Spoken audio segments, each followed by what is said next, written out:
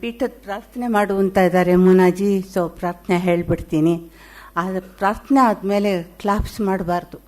ಇದು ಎಲ್ಲರೂ ಪ್ರಾರ್ಥನೆ ಮಾಡೋದ್ರಿಂದ ಯಾರು ಕ್ಲಾಪ್ಸ್ ಹೊಡಿಬೇಡಿ. ಓಂ ಶ್ರೀ ಗುರುಭ್ಯೋ ನಮಃ. ಹರಿ ಓಂ. ಅಸತೋ ಮಾ ಸದ್ಗಮಯ ತಮಸೋ ಮಾ ಜ್ಯೋತಿರ್ಗಮಯ ಮೃತ್ಯೋರ್ಮಾ ಅಮೃತಂಗಮಯ. ಓಂ ಶಾಂತಿ ಶಾಂತಿ ಶಾಂತಿ. ಹರಿ ಓಂ. ಓಂ ಪೂರ್ಣಮದಃ ಪೂರ್ಣಮಿದಂ ಪೂರ್ಣಾತ್ ಪೂರ್ಣಮುದಚ್ಯತೆ ಪೂರ್ಣಸ್ಯ ಪೂರ್ಣಮಾದಾಯ ಪೂರ್ಣಮೇವಾವಶಿಷ್ಯತೆ. ಓಂ ಶಾಂತಿ ಶಾಂತಿ ಶಾಂತಿ. ಹರಿ ಓಂ. ಈಗ ನಮ್ಮ ಸಂಸ್ಥೆಯಲ್ಲಿ ಧರ್ಮದರ್ಶಿಯರಲ್ಲೊಬ್ಬರಾಗಿರೋದ ಶ್ರೀ ಸುರೇಶ್ ಮುನಾ ಅವರು ಇಂದಿನ ಕಾರ್ಯಕ್ರಮ ನಡೆಸ್ಕೊಡ್ತಾರೆ. ಮಾನ್ಯ ಉಪನ್ಯಾಸಕರು, ಇವತ್ತಿನ ಉಪನ್ಯಾಸಕರು ನಮ್ಮ ಹಿರಿಯರು ಶ್ರೀ MS ಸತ್ಯು ಅವರು ದಯವಿಟ್ಟು ವೇದಿಕೆಗೆ ಬರಬೇಕು ಅಂತ ಪ್ರಾರ್ಥನೆ.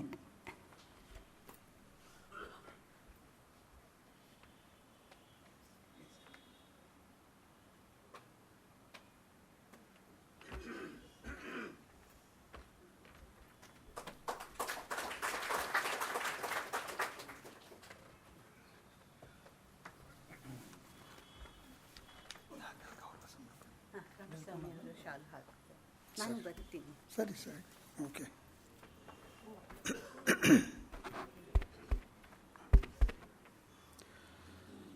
ಎಲ್ಲರಿಗೂ ನಮಸ್ಕಾರ.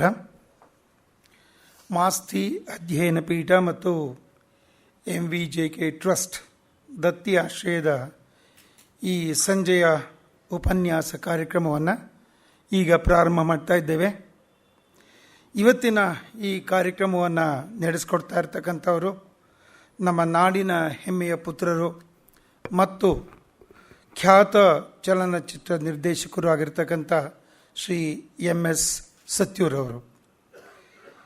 MS ಸತ್ಯೂರವರು ನಮ್ಮ ನಾಡಿನಲ್ಲಷ್ಟೇ ಅಲ್ಲ, ನಮ್ಮ ದೇಶದಲ್ಲಷ್ಟೇ ಅಲ್ಲ, ಜಾಗತಿಕ ಮಟ್ಟದಲ್ಲಿ ಹೆಸರುವಾಸಿಯಾದವರು. ಅವರನ್ನು ಪರಿಚಯ ಮಾಡಿಕೊಡೋದು ಅಂತಂದರೆ ನಿಜವಾಗ್ಲೂ ಆ ಮಟ್ಟಕ್ಕೆ ನಾವು ಇದ್ದೇವೆ ಅಂತ ಅನಿಸುತ್ತೋ ಒಂದೊಂದ್ಸಲಿ. ಅಷ್ಟು ದೊಡ್ಡ ಸಾಧನೆಯನ್ನು ಮಾಡಿರ್ತಕ್ಕಂಥ ನಮ್ಮ ಕನ್ನಡಿಗರವರು. ಆದರೆ ಎಷ್ಟೋ ಸಲ ಹೆಸರನ್ನು ಕೇಳಿರ್ತೇವೆ, ಆದರೆ ಅವರ ಸಾಧನೆಗಳ ಒಂದು ಮೈಕ್ರೋ ಡೀಟೇಲ್ಸ್ ಗೊತ್ತಿರೋದಿಲ್ಲ. ಆ ಒಂದು ಹಿನ್ನೆಲೆಯಲ್ಲಿ ಅವರ ಒಂದು ಸಂಕ್ಷಿಪ್ತ ಪರಿಚಯವನ್ನು, ಅವರ ಸಾಧನೆಯ ಹಾದಿಯನ್ನು ನಿಮ್ಮ ಮುಂದೆ ಬಹಳ ಚಿಕ್ಕದಾಗಿ ಸಂಕ್ಷಿಪ್ತವಾಗಿ ಇಡೋದಕ್ಕೆ ನಾನು ಇಷ್ಟಪಡ್ತೇನೆ. ಶ್ರೀ ಮೈಸೂರು ಶ್ರೀನಿವಾಸ ಸತ್ಯು, ಇದು ಇವರ ಪೂರ್ಣ ಹೆಸರು. 1930 ಜುಲೈ 6 ಮೈಸೂರಿನಲ್ಲೇ ಜನಿಸಿದಂಥ ಇವರು ಪ್ರಾರಂಭಿಕ ಶಿಕ್ಷಣವನ್ನು ಅಲ್ಲೇ ಪಡೆದು ನಂತರ ಬೆಂಗಳೂರಿಗೆ ಹೆಚ್ಚಿನ ಓದಿಗಾಗಿ ಬರ್ತಾರೆ. ಇಲ್ಲಿ BSc ಪದವಿಗೆ ಅಂತ ಕಾಲೇಜಿಗೆ ಸೇರಿದ್ರೂ ಇವರ ಆಸಕ್ತಿ ಇದ್ದಿದ್ದೆಲ್ಲ ಲಲಿತ ಕಲೆ, ಕ್ರೀಡೆ ಮತ್ತು ರಂಗಭೂಮಿಯ ಕಡೆ. ಹೀಗಾಗಿ 1952 ಈ ಫಾರ್ಮಲ್ ಎಜುಕೇಷನ್ ಬೇಡ ಅಂತ ಇದನ್ನು ಬಿಟ್ಟು ಸಿನಿಮಾ ಕ್ಷೇತ್ರದಲ್ಲಿ ಬದುಕನ್ನು ರೂಪಿಸ್ಕೊಳ್ಬೇಕು ಅಂತ ಬಾಂಬೆಗೆ ಹೋಗ್ತಾರೆ. ಅಲ್ಲಿ ಫ್ರೀಲ್ಯಾನ್ಸ್ ಅನಿಮೇಟರ್ ಆಗಿ ಕಾರ್ಯಾರಂಭ ಮಾಡಿದ್ರೂ ಸುಮಾರು 4 ವರ್ಷಗಳ ಕಾಲ ನಿರುದ್ಯೋಗಿಯಾಗಿಯೇ ಕಾಲ ಕಳೀತಾರೆ.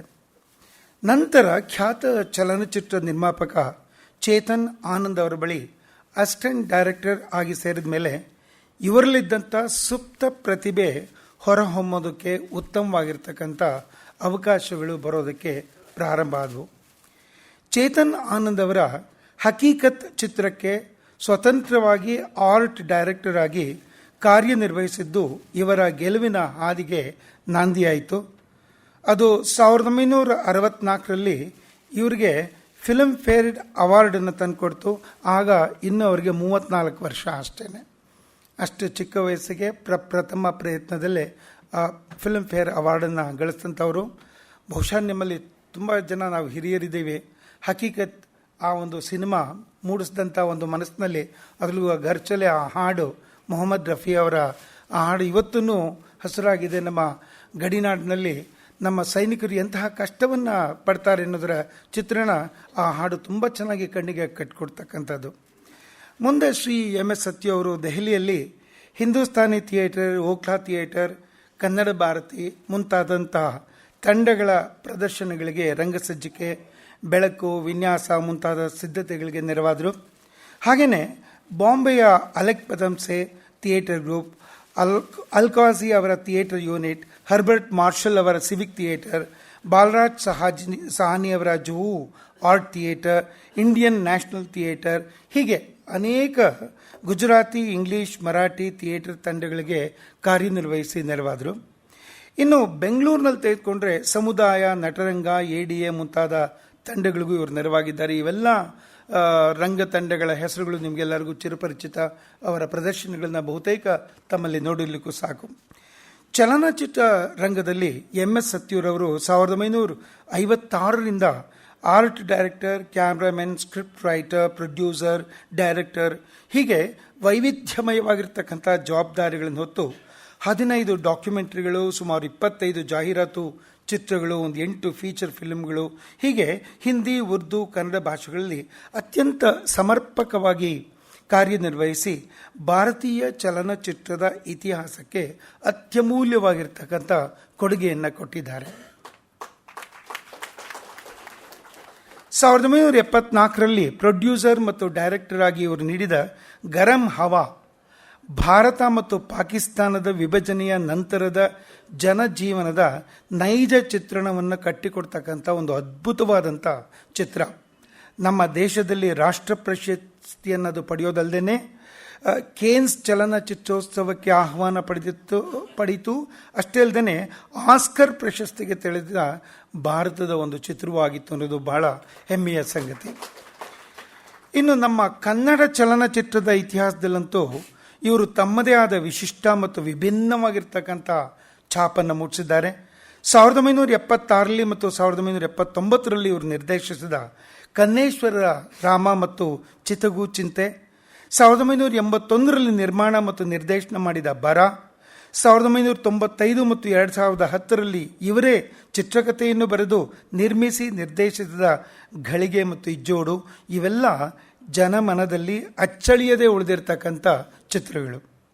ಹಾಗೆಯೇ Gubbi Veeranna, doctor MC Modi, TS Sathyan, Sarvodaya ಕಾರ್ಯಕರ್ತರಾಗಿರ್ತಕ್ಕಂಥ ಸುರೇಂದ್ರ ಕವಲಗಿ, ಒಬ್ಬ ಅಂಗವಿಕಲ ಮಹಿಳಾ ಉದ್ಯಮಿ, ಇವರುಗಳ ಬಗ್ಗೆ ಕನ್ನಡದಲ್ಲಿ ತಯಾರಿಸಿರ್ತಕ್ಕಂಥ ಕಿರುಚಿತ್ರಗಳು ನಮ್ಮ ಮುಂದಿನ ಪೀಳಿಗೆಗೆ ಅಮೂಲ್ಯವಾಗಿರ್ತಕ್ಕಂಥ ದಾಖಲೆಗಳಾಗಿವೆ. ನಿಮ್ಗನ್ಸಿರ್ಬೋದು ಇಷ್ಟೊತ್ತು ನಾನು ಇವರ ಸಾಧನೆಯ ಬಗ್ಗೆ ಹೇಳ್ತಾ ಇದ್ದೇನೆ. ಈ ಸಾಧನೆಗೂ ಇವತ್ತಿನ ಮಾಸ್ತಿ ವೆಂಕಟೇಶ್ ಅಯ್ಯಂಗಾರ್ ಅಥವಾ ಮಾಸ್ತಿ ಸ್ಮರಣೆಯ ಈ ಉಪನ್ಯಾಸಕ್ಕೂ ಯಾವ ರೀತಿಯಲ್ಲಿ ಸಂಬಂಧ ಇರ್ಬೋದು ಅಂತ ಬಹುಶಃ ನಿಮ್ಮಲ್ಲಿ ಕೆಲವರು ಯೋಚನೆ ಮಾಡ್ತಾ ಇರಲಿಕ್ಕೂ ಸಾಕು. ಹೌದು, ಪ್ರಬಲವಾದಂಥ ನಂಟಿದೆ, ಬಹಳ ದೊಡ್ಡದಾಗಿರ್ತಕ್ಕಂಥ ಸಂಬಂಧ ಇದೆ. ಅದೇನು ಅಂದರೆ 1986ರಲ್ಲಿ ಮಾಸ್ತಿಯವರ ಜೀವನದ ಬಗ್ಗೆ ಇವರು ಒಂದು ಕಿರುಚಿತ್ರವನ್ನು ತಯಾರಿಸಿದರು. 1986-87ರಲ್ಲಿ ಮಾಸ್ತಿಯವರ 12 ಸಣ್ಣ ಕಥೆಗಳನ್ನು ಆಧರಿಸಿ ತಯಾರಾದಂಥ TV ಸೀರಿಯಲ್ಗಳು ಕನ್ನಡ ಮತ್ತು ತಮಿಳು ದೂರದರ್ಶನದಲ್ಲಿ ಪ್ರಸಾರಗೊಂಡವು. ಒಡಿಸ್ಸಿ ಸಂಸ್ಥೆಯಿಂದ ತಯಾರಾದಂಥ ಇದರ ನಿರ್ದೇಶನ ಮಾಡಿದವರು ನಮ್ಮ MS ಸತ್ಯ ಅವರೇನೆ. ಇಂದಿಗೂ ಈ ಸರಣಿಯನ್ನು ನೋಡಿದವರ ಮನಸ್ಸಿನಲ್ಲಿ ಆ ದೃಶ್ಯಗಳು, ಆ ಕಥೆಯನ್ನು ಹೇಳುವ ಕ್ರಮ, ಇವೆಲ್ಲ ಸಂಪೂರ್ಣವಾಗಿ ಮನಸ್ಸಿನಲ್ಲಿ ಅಚ್ಚಳಿಯದೆ ಉಳಿದಿದೆ. 1986ರಲ್ಲಿ ಮಾಸ್ತಿಯವರ ಜ್ಞಾನಪೀಠ ಪ್ರಶಸ್ತಿ ಪುರಸ್ಕೃತ ಕೃತಿ ಚಿಕ್ಕವೀರ ರಾಜೇಂದ್ರ ಕೃತಿಯನ್ನು ಆಧರಿಸಿ ತಯಾರಾಗಿರ್ತಕ್ಕಂಥ ಅಂತಿಮ ರಾಜ, ಅದು ಈಗ ತಾನೇ ಅವ್ರನ್ನ ಕೇಳಿದೆ, ಅವರ ಇದರೊಳಗಡೆ ಇನ್ಕಂಪ್ಲೀಟ್ ಅಂತಿತ್ತು. ಸರ್ ಏನಾಯಿತು ಅಂತ, ಅದು ಕಾರಣಾಂತರಗಳಿಂದ ಅದು ಕಂಪ್ಲೀಟ್ ಆಗಲಿಲ್ಲ. ಇಲ್ಲದೆ ಇದ್ರೆ ಆ ಒಂದು ಜ್ಞಾನಪೀಠ ಪ್ರಶಸ್ತಿ ಕೃತಿಯ ಬಗ್ಗೆಯೂ ಸಹ ಒಂದು ಉತ್ತಮವಾಗಿರ್ತಕ್ಕಂಥ ಒಂದು ಚಿತ್ರ ನಮಗೆ ದಕ್ತಾ ಇತ್ತು. 2001ರಲ್ಲಿ ಮಾಸ್ತಿಯವರ ಒಂದು ಕಥೆಯನ್ನು ಆಧರಿಸಿ ಚಂದ್ರವದನ ಎಂಬ 90 ನಿಮಿಷಗಳ ಟೆಲಿಫಿಲ್ಮನ್ನು MS ಸತ್ಯು ಅವರೇನೆ ನಿರ್ಮಿಸಿ ನಿರ್ದೇಶಿಸಿದ್ದಾರೆ. ಸಹಜವಾಗಿ ಇಷ್ಟೊಂದು ಪ್ರತಿಭಾವಂತರಾದಂಥ MS ಸತ್ಯು ಅವರನ್ನು ಅರಸಿ ಅನೇಕ ಪ್ರಶಸ್ತಿಗಳು ಬಂದಿವೆ. ಕೆಲವೊಂದು ಮಾತ್ರ ಇಲ್ಲಿ ಸಮಯದ ಒಂದು ಪರಿವೆಯನ್ನು ಗಮನದಲ್ಲಿಟ್ಕೊಂಡು ಹೇಳ್ತಾ ಇದ್ದೇನೆ. ಮೊದಲನೇದಾಗಿ ಬಹಳ ಗಮನಾರ್ಹವಾದಂಥ ಒಂದು ಸಂಗತಿ ಅಂದರೆ ಬಂಧುಗಳೇ, 1975ರಲ್ಲಿ ಇವರನ್ನು ಭಾರತ ಸರ್ಕಾರ ಪದ್ಮಶ್ರೀ ಪ್ರಶಸ್ತಿಯನ್ನು ಇತ್ತು ಗೌರವಿಸಿದೆ. ಆಗ ಇನ್ನೂ ಅವ್ರಿಗೆ 45 ವರ್ಷ ಅಷ್ಟೇ. 1974ನಲ್ಲಿ ಗರಂ ಹವಾ ಬಂತು. 1975ನಲ್ಲಿ ಇವರಿಗೆ ಪದ್ಮಶ್ರೀ ಪ್ರಶಸ್ತಿ ಬಂತು. 1975 ಅಂದರೆ ಆ ಪ್ರಶಸ್ತಿ ಬಂದೇನೆ ಆಗಲೇ ಸುಮಾರು ಒಂದು 30-35 ವರ್ಷಗಳಾಗೋಗ್ಬಿಟ್ಟಿದೆ, 40 ವರ್ಷ ಆಗೋಗ್ತಾ ಬಂದಿದೆ. 1982ರಲ್ಲಿ ನಮ್ಮ ರಾಜ್ಯ ಸರ್ಕಾರದಿಂದ ಇದರೊಳಗೆ ಹಿಂದೆ ಬೀಳಲಿಲ್ಲ. ಅವ್ರಿಗೆ ಕರ್ನಾಟಕ ರಾಜ್ಯೋತ್ಸವ ಪ್ರಶಸ್ತಿಯನ್ನಿತ್ತು. ನಮ್ಮ ರಾಜ್ಯ ಸರ್ಕಾರವನ್ನು ಇವರನ್ನು ಸನ್ಮಾನಿಸಿ ತನ್ನನ್ನು ತಾನು ಗೌರವಿಸಿಕೊಂಡಿದೆ. 1993 ಮತ್ತು 2015 ಹೀಗೆ 2 ಬಾರಿ ಇವರಿಗೆ ಸಂಗೀತ ನಾಟಕ ಅಕಾಡೆಮಿ ಪ್ರಶಸ್ತಿಗೆ ಇವರು ಭಾಜನರಾಗಿದ್ದಾರೆ. 2004ರಲ್ಲಿ ಲಂಡನ್ನ ಸೌತ್ ಏಷ್ಯನ್ ಸಿನಿಮಾ ಫೌಂಡೇಶನ್ ಇವರಿಗೆ ಲೈಫ್ ಟೈಮ್ ಅಚೀವ್ಮೆಂಟ್ ಇನ್ ಸಿನಿಮಾ ಗೌರವವನ್ನು ನೀಡಿ ಪುರಸ್ಕರಿಸಿದೆ. ಇನ್ನು 2005ರಲ್ಲಿ ಮಂಗಳೂರು ಯೂನಿವರ್ಸಿಟಿಯವರಿಗೆ ಡಾಕ್ಟರೇಟ್ ಪದವಿಯನ್ನು ಕೊಟ್ಟು ಗೌರವಿಸಿದೆ. ಮತ್ತು ಇತ್ತೀಚಿನ ಒಂದು ಗೌರವ ಅಂದರೆ ಥಿಯೇಟರ್ನಲ್ಲಿ ಇವರಿಗೆ ಫೆಲೋಶಿಪ್ ಸಿಕ್ಕಿದೆ. ನಾನು ಇವ್ರ ಬಗ್ಗೆ ಇನ್ನೂ ಅನೇಕ ಸಂಗತಿಗಳನ್ನು ಹೇಳ್ತಾ ಹೋಗ್ಬೋದು, ಆದರೆ ನಾವು ಇವತ್ತು ಅವರ ಮಾತನ್ನು ಕೇಳೋಕ್ಕೆ, ಅವರ ಅನುಭವವನ್ನು ನಾವು ಪಡೆಯೋದಕ್ಕೆ ಸೇರಿರೋದ್ರಿಂದ ಇಷ್ಟನ್ನು ತಮ್ಮ ಮುಂದೆ ಇಟ್ಟು ಈಗ MS ಸತ್ಯು ಅವರು ಇವತ್ತಿನ ಕಾರ್ಯಕ್ರಮದ ಶೀರ್ಷಿಕೆನೇ ಕೆಲವು ನೆನಪುಗಳು ಅಂತ ಅವರ ನೆನಪುಗಳನ್ನು ನಮ್ಮ ಮುಂದೆ ಹಂಚ್ಕೊಳ್ತಾ ಇದ್ದಾರೆ. ಅದರ ಜೊತೆಗೆ ಅವರು ನಿರ್ದೇಶಿಸಿದ ಒಂದು ಚಿತ್ರವನ್ನು ಸಹ ತೋರಿಸ್ತಾ ಇದ್ದಾರೆ. ಇದು ನಿಜವಾಗ್ಲೂ ಬಹಳ ಸಂತೋಷದ ಸಂಗತಿ. ಈ ಒಂದು ಸುಂದರ ಸಂಜೆ ಈ ಕಾರ್ಯಕ್ರಮಕ್ಕೆ MS ಸತ್ಯು ಅವರನ್ನು MAP ಮತ್ತು MVJK ಟ್ರಸ್ಟ್ ಕಡೆಯಿಂದ ಮತ್ತು ಇಲ್ಲಿ ನಡೆದಿರ್ತಕ್ಕಂಥ ಎಲ್ಲ ನೀವು ಸಹೃದಯರು ನಿಮ್ಮೆಲ್ಲರ ಪರವಾಗಿ ಅವರಿಗೆ ಅತ್ಯಂತ ಹೃತ್ಪೂರ್ವಕವಾಗಿರ್ತಕ್ಕಂಥ ಸ್ವಾಗತವನ್ನು ಈ ಕಾರ್ಯಕ್ರಮಕ್ಕೆ ಕೋರ್ತೇನೆ. ಈಗ ಮೊದಲಿಗೆ ಹಿರಿಯರಿಗೆ ನಮ್ಮೆಲ್ಲರ ಪರವಾಗಿ ಗೌರವ ಸಮರ್ಪಣೆ ಮಾಡೋಣ. ನಂತರ ಅವರ ಮಾತನ್ನು ಕೂತ್ಕೊಂಡು ಕೇಳೋಣ. ಹಿರಿಯರಾಗಿರ ಈಗ ಈ ವೇದಿಕೆ ನಿರ್ದೇಶನಕ್ಕೆ ಮತ್ತು ಕತೆ ಹೇಳುವುದಕ್ಕೆ ಎಲ್ಲದಕ್ಕೂ ಶ್ರೀ MS ಸತ್ಯು ಅವರದ್ದು.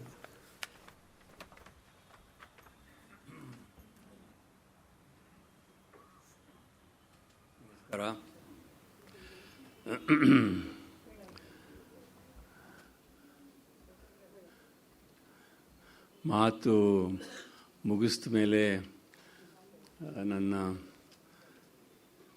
ಅಭಿನಂದನೆಯನ್ನು ಸಲ್ಲಿಸೋದು ಮರ್ತು ಹೋಗುತ್ತೆ ಒಂದೊಂದ್ಸಲ.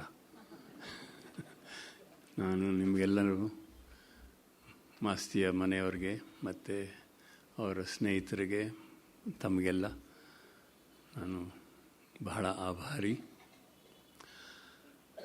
ಇಂಥ ಒಂದು ಸನ್ನಿವೇಶ ನನಗೆ ಕೊಟ್ಟಿದ್ದಕ್ಕೆ. ಮಾಸ್ತಿಯವ್ರ ಬಗ್ಗೆ ಮಾತಾಡಬೇಕು ಅಂತಂದರೆ ಬಹಳಷ್ಟು ವಿಚಾರಗಳಿದೆ. ಆದರೆ ನನಗೆ ಆ ಅರ್ಹತೆ ಇದೆ ಅಂತ ನಾನು ತಿಳ್ಕೊಂಡಿಲ್ಲ. ಆದ್ರೂ ಒಂದು ಹಿರಿಯ ಸಾಹಿತಿ ಬಗ್ಗೆ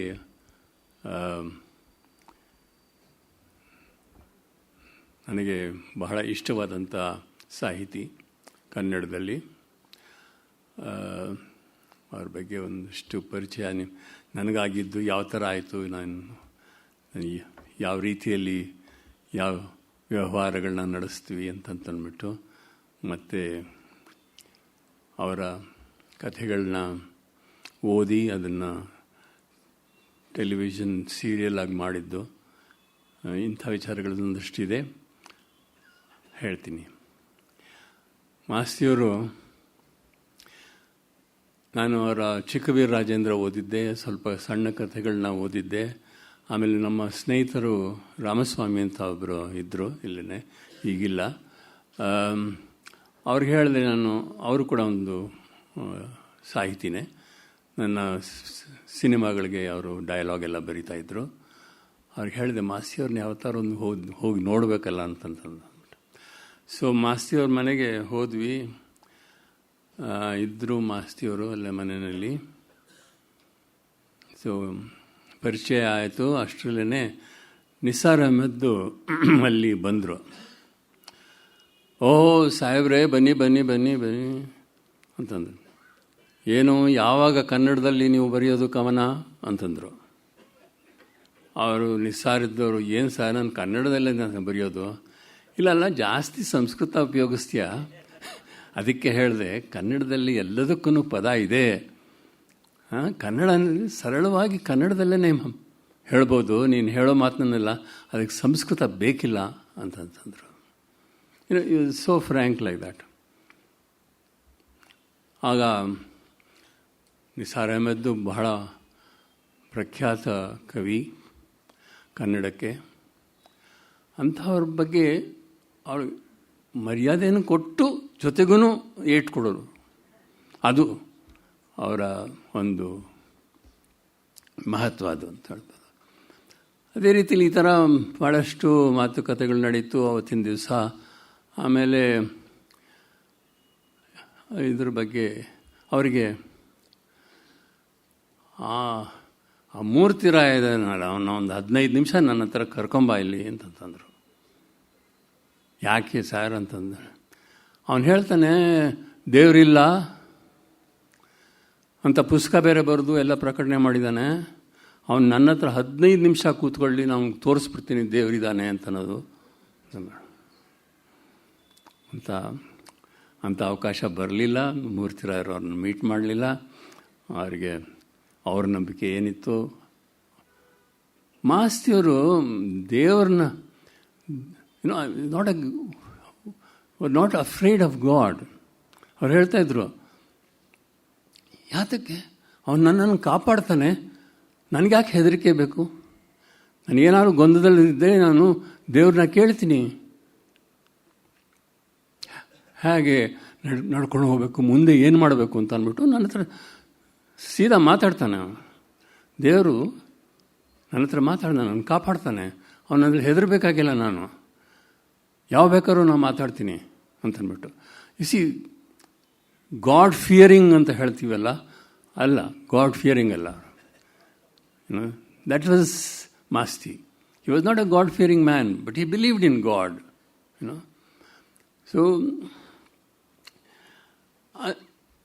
ಅನಕೃಷ್ಣರಾವ್ ಕೂಡ ಅವ್ರ ಬಗ್ಗೆನೂ ಒಂದಷ್ಟು ಮಾತುಗಳನ್ನ ಆಡ್ತಾಯಿದ್ರು.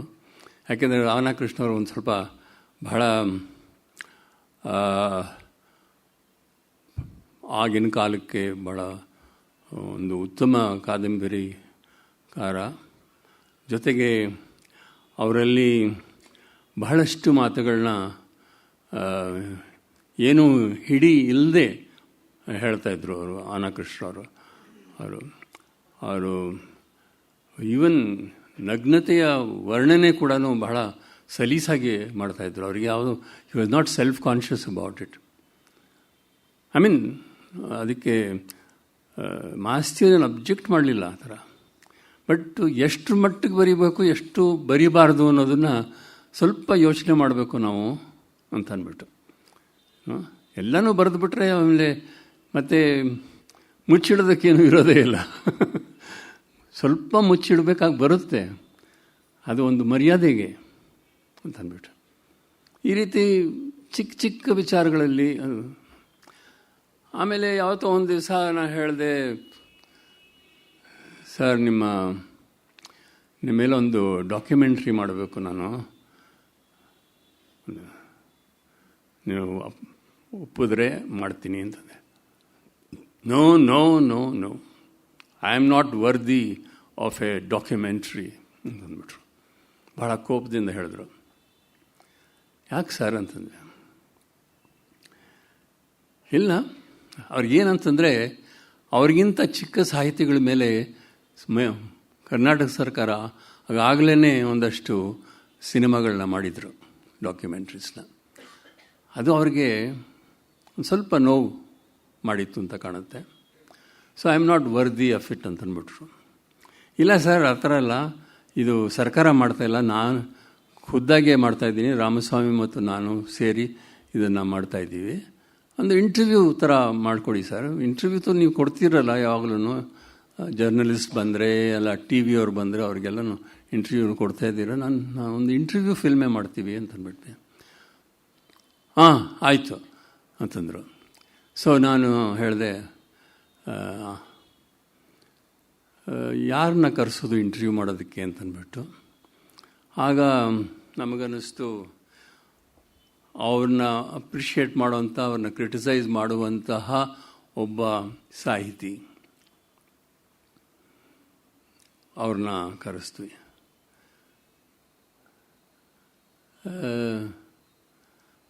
ಈಗ ಹೋದ ವರ್ಷ ತೀರೋದ್ರು ಅವರು. ಅವರು you can call anybody, you can call an enemy of mind to interview me ಅಂತಂದರು. His sense of humour is like that. You call an enemy. ಒಂದು ಸ್ವಲ್ಪ ದೊಡ್ಡ ಪೈಪೋಟಿ ನಡಿಬೇಕು between me and the interviewer ಅಂತಂದ್ಬಿಟ್ಟು. Anantha Murthy is an admirer of Masti. So admirer, why should you bring him to, ಅವನು ಬರೀ ಹೊಗಳ್ಬಿಡ್ತಾನೆ ನನ್ನ ಅಂದ್ಬಿಟ್ಟು. ಹೊಗಳೋದು ಬೇಕಿಲ್ಲ ನನಗೆ, ನನ್ನ ಜೊತೆನೆಲ್ಲ ಆರ್ಗ್ಯೂ ಮಾಡಲಿ, ಅಂಥ ಮನುಷ್ಯ ಬೇಕು ಅಂತ. ಕಡೆಗೆ ಒಪ್ಪಿದ್ರು, ಅನಂತಮೂರ್ತಿಯನ್ನು ಕರೆಸಿದ್ವಿ, ಮಾಡಿದ್ರು. Ananthamurthy was a great admirer. But Ananthamurthy ಅವರು ಕೂಡ ಬಹಳ ಒಂದು ರೀತಿಯಲ್ಲಿ ಫ್ರ್ಯಾಂಕ್ನೆಸ್ ಇತ್ತು ಅವ್ರ ಹತ್ರ. ಯಾವುದೇ ವಿಚಾರ ಆದ್ರೂ ಭಾಳ ಫ್ರ್ಯಾಂಕಾಗಿ ಮಾತಾಡ್ತಾಯಿದ್ರು ಅವರು. ಅವ್ರಿಗೆ ಬಹಳಷ್ಟು ಜನಕ್ಕೆ ಮನಸ್ಸಿಗೆ ನೋವಾಗಿರುತ್ತೆ. ಅವರು ಬಹಳಷ್ಟು ವಿಚಾರಗಳ ಬಗ್ಗೆ ಸರ್ಕಾರಕ್ಕೂ ಅವರು ಅಟ್ಯಾಕ್ ಮಾಡಿದ್ದಾರೆ. ಆ ಥರ ಅಂಥ ಮನುಷ್ಯ ಅನಂತಮೂರ್ತಿ. ಅವರು ಜೀವನದಲ್ಲೂ ಕೂಡ ಅವರೊಂದು ಬಹಳ, ಅನಂತಮೂರ್ತಿ ಒಂದು ಆರ್ಥೋಡಾಕ್ಸ್ ಬ್ರಾಹ್ಮಿನ್ ಫ್ಯಾಮಿಲಿಯಿಂದ ತೀರ್ಥಹಳ್ಳಿ ಕಡೆಯವರು, ಅಲ್ಲಿಂದ ಬಂದವರು.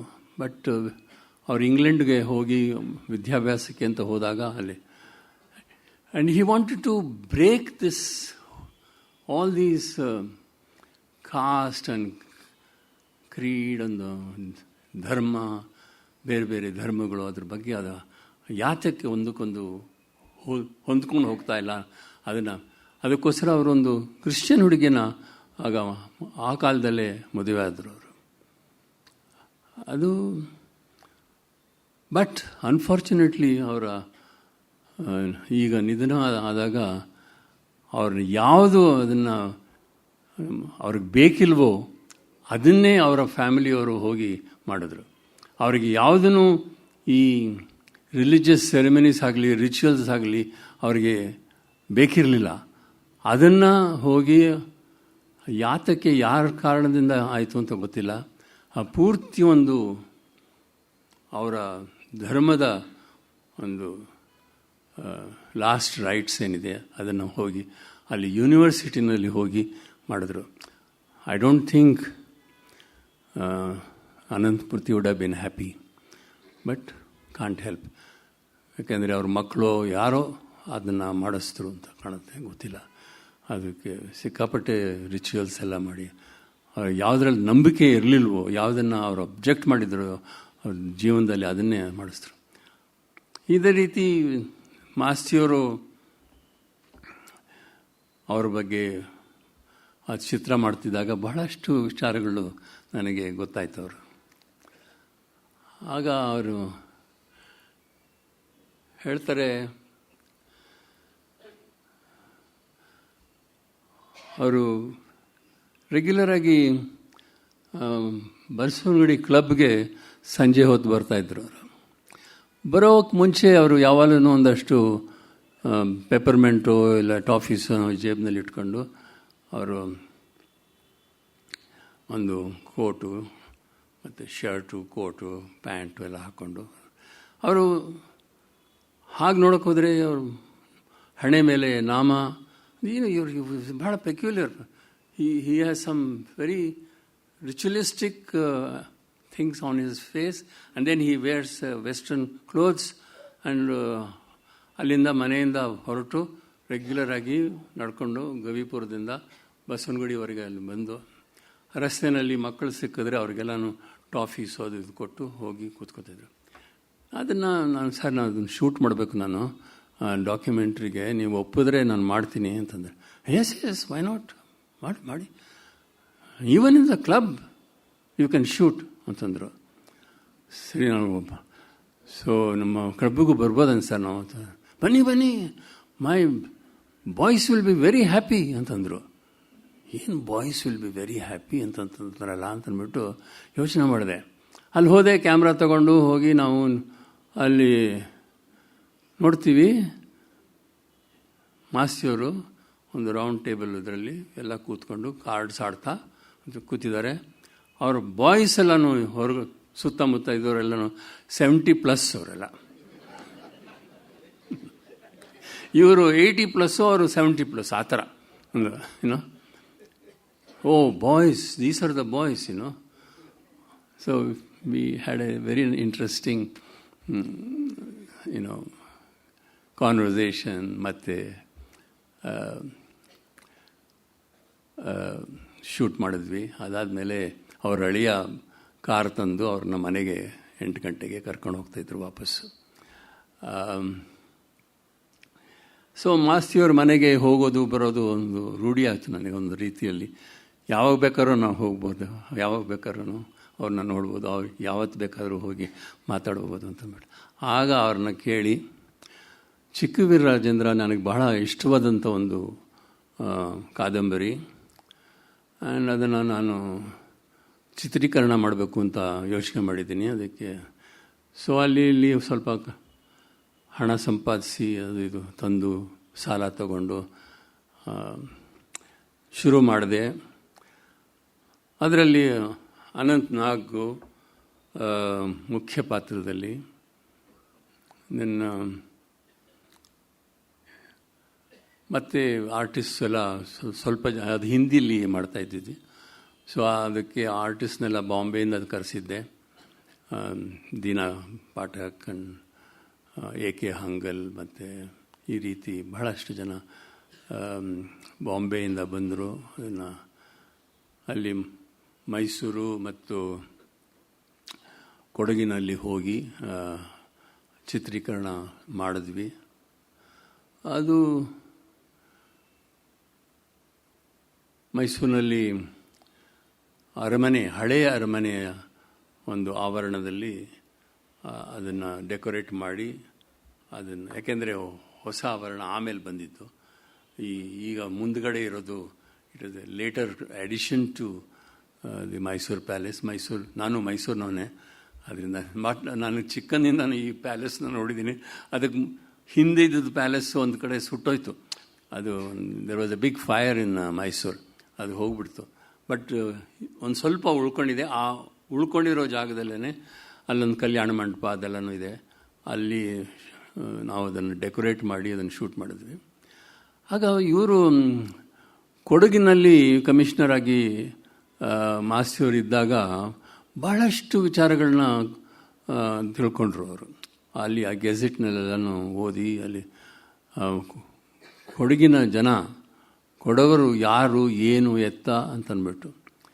ಆಗ ಬಹಳ ಇಂಟ್ರೆಸ್ಟಿಂಗ್ ರೆವಲೇಷನ್ಸ್ ಆರ್ದೆ. ಆ್ಯಕ್ಚುಲಿ ಕೂರ್ಗೀಸು ಅವರು ಹಿಂದೂಗಳಲ್ಲ, ಅವರು ಇಂಡಿಯನ್ಸು ಅಲ್ಲ, ಅವರು ಹೊರದೇಶದಿಂದ ಬಂದವರು. They are Scythians, they came from central Asia. ಅವ್ರು ಬಂದು ಇತ್ಲ ಕಡೆ ಎಲ್ಲೋ ಬಂದು ಅವರಿಗೆ ಕೊಡಗಿನ ಆ ಬೆಟ್ಟ ಗುಡ್ಡಗಳೆಲ್ಲ ನೋಡಿ ಅದನ್ನು ಬಹಳ ಇಷ್ಟಪಟ್ಟು ಅಲ್ಲಿ ಅವರು ನೆಲೆಸಿದ್ರು. ಆ್ಯಂಡ್ ದೇವರ್ ಅಗ್ರಿಕಲ್ಚರಿಸ್ಟ್ ಬೇಸಿಕಲಿ. ಅದರಲ್ಲಿ ಒಂದು 7-8 ತಂಡಗಳು ಅಲ್ಲಿಂದ ಬಂದು ಒಟ್ಟಿಗೆ ಅಲ್ಲಿ ಸೆಟ್ಲ್ ಆದರು ಅವರು.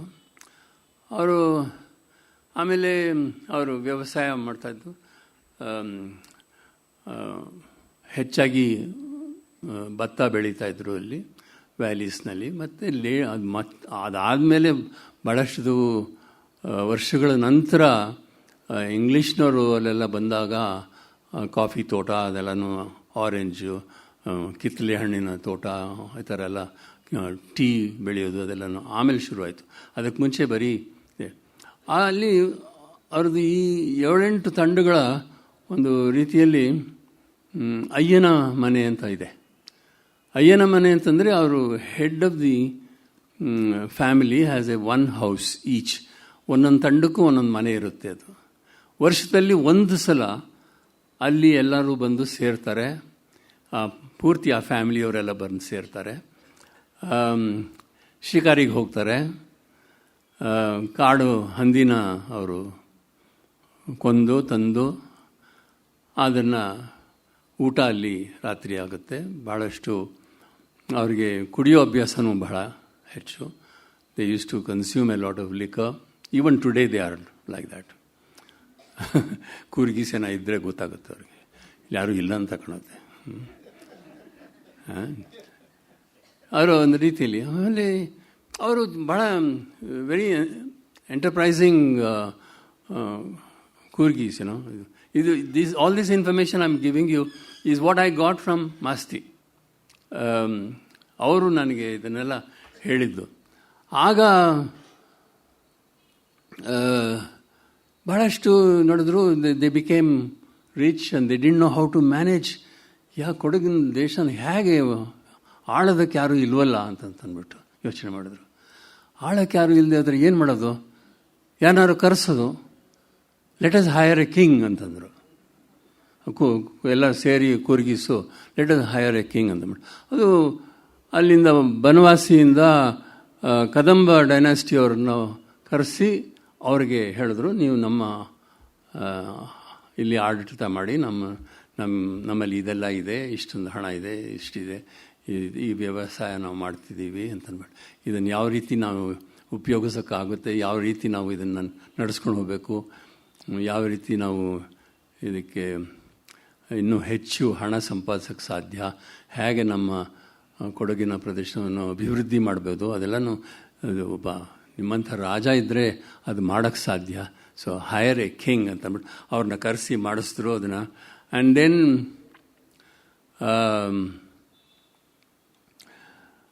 ಸೊ ಆಫ್ಟರ್ ಸಮ್ ಟೈಮ್ ಇವರು ಕದಂಬ ಕಿಂಗ್ಸ್ ಬಂದು ಅಲ್ಲಿದ್ದಾಗ ಅವರು they started marrying the Kodava women also.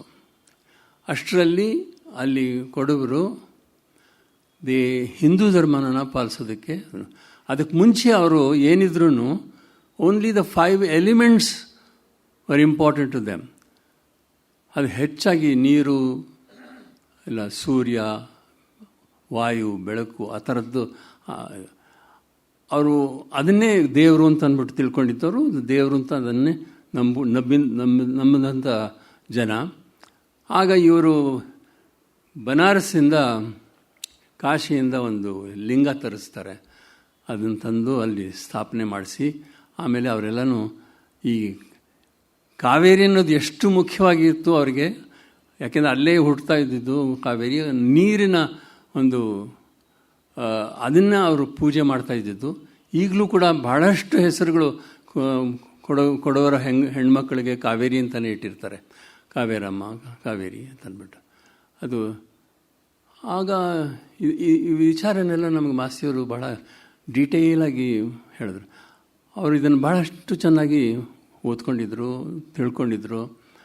ಯಾಕೆಂದರೆ ಅಲ್ಲೇ ಇದ್ದಿದ್ದರಿಂದ, ಕಮಿಷನರ್ ಆಗಿದ್ದರಿಂದ ಅವರಿಗೆ ಇದೆಲ್ಲ ಗೊತ್ತಿತ್ತು.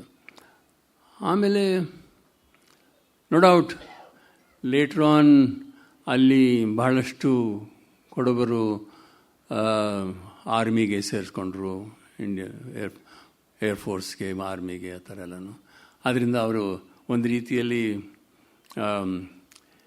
ನಾವು we are a warrior race ಅಂತ ಅಂದ್ಬಿಟ್ಟು. Actually Coorgis are not a warrior race.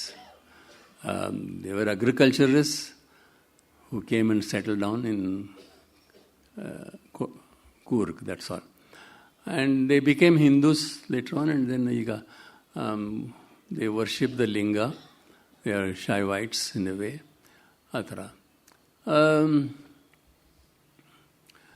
So ಇದು ಬಹಳ ಒಂದು ರೀತಿಯ ಆಶ್ಚರ್ಯವಾದ ಸಂಗತಿ.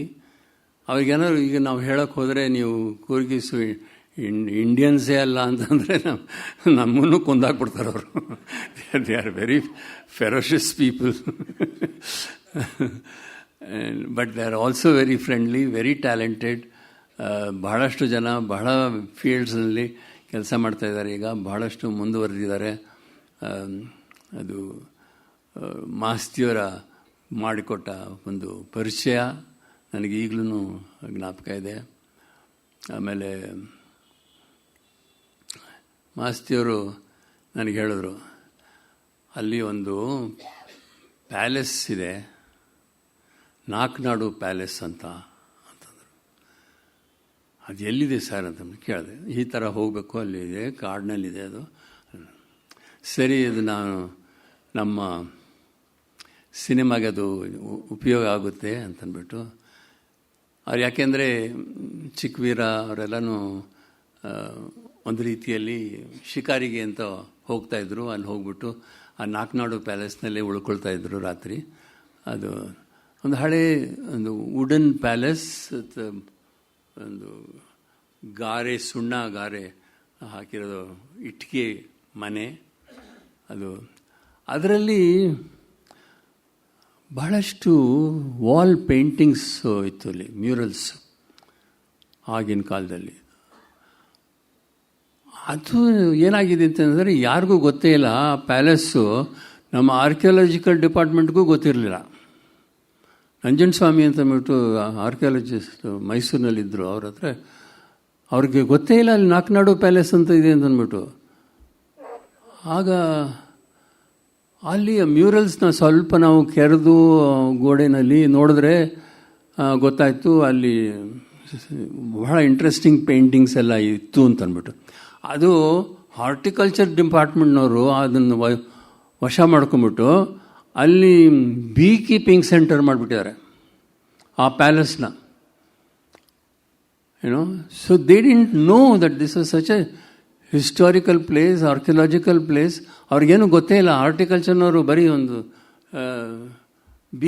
ಇದು ಗೂಡುಗಳನ್ನೆಲ್ಲ ಹಾಕಿ ಅಲ್ಲಿ ಪೂರ್ತಿ ಗಾರ್ಡನ್ನಲ್ಲಿ ಸ್ವಲ್ಪ ರೋಸಸ್ಸು ಬೆಳೆದು ಆ ಗೋಡೆ ಒಂದು ಬಿದ್ದೋಗಿತ್ತು ಒಂದಷ್ಟು. ಅಲ್ಲಿ ದೊಡ್ಡ ಒಂದು ಕೋಟೆ ಬಾಗಿಲಿತ್ತು, ಅದನ್ನು ಕೂಡ ಬಿದ್ದೋಗಿತ್ತು ಸ್ವಲ್ಪ. ಆ ಥರ ಅಲ್ಲಿಂದ ಒಂದು ಸುರಂಗ ಇತ್ತು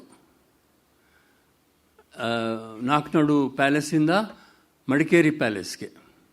ಸುರಂಗ ಅಂತಂದರೆ ಅಲ್ಲಿಂದ ಹೋದರೆ ಒಳಗೆ ಒಂದಷ್ಟು ದೂರ ಹೋದ್ಮೇಲೆ ಕಾಡಿನಲ್ಲಿ ಓಪನ್ ಆಗ್ತಾಯಿತ್ತು. ಅಲ್ಲಿ ಕಾಡಿಂದ ಅವ್ರದ್ದೊಂದು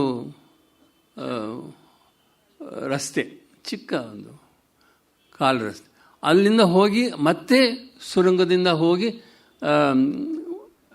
ಮಡಿಕೇರಿ ಕೋಟೆ ಒಳಗೆ ಹೋಗೋದು. ಅದು that was the system.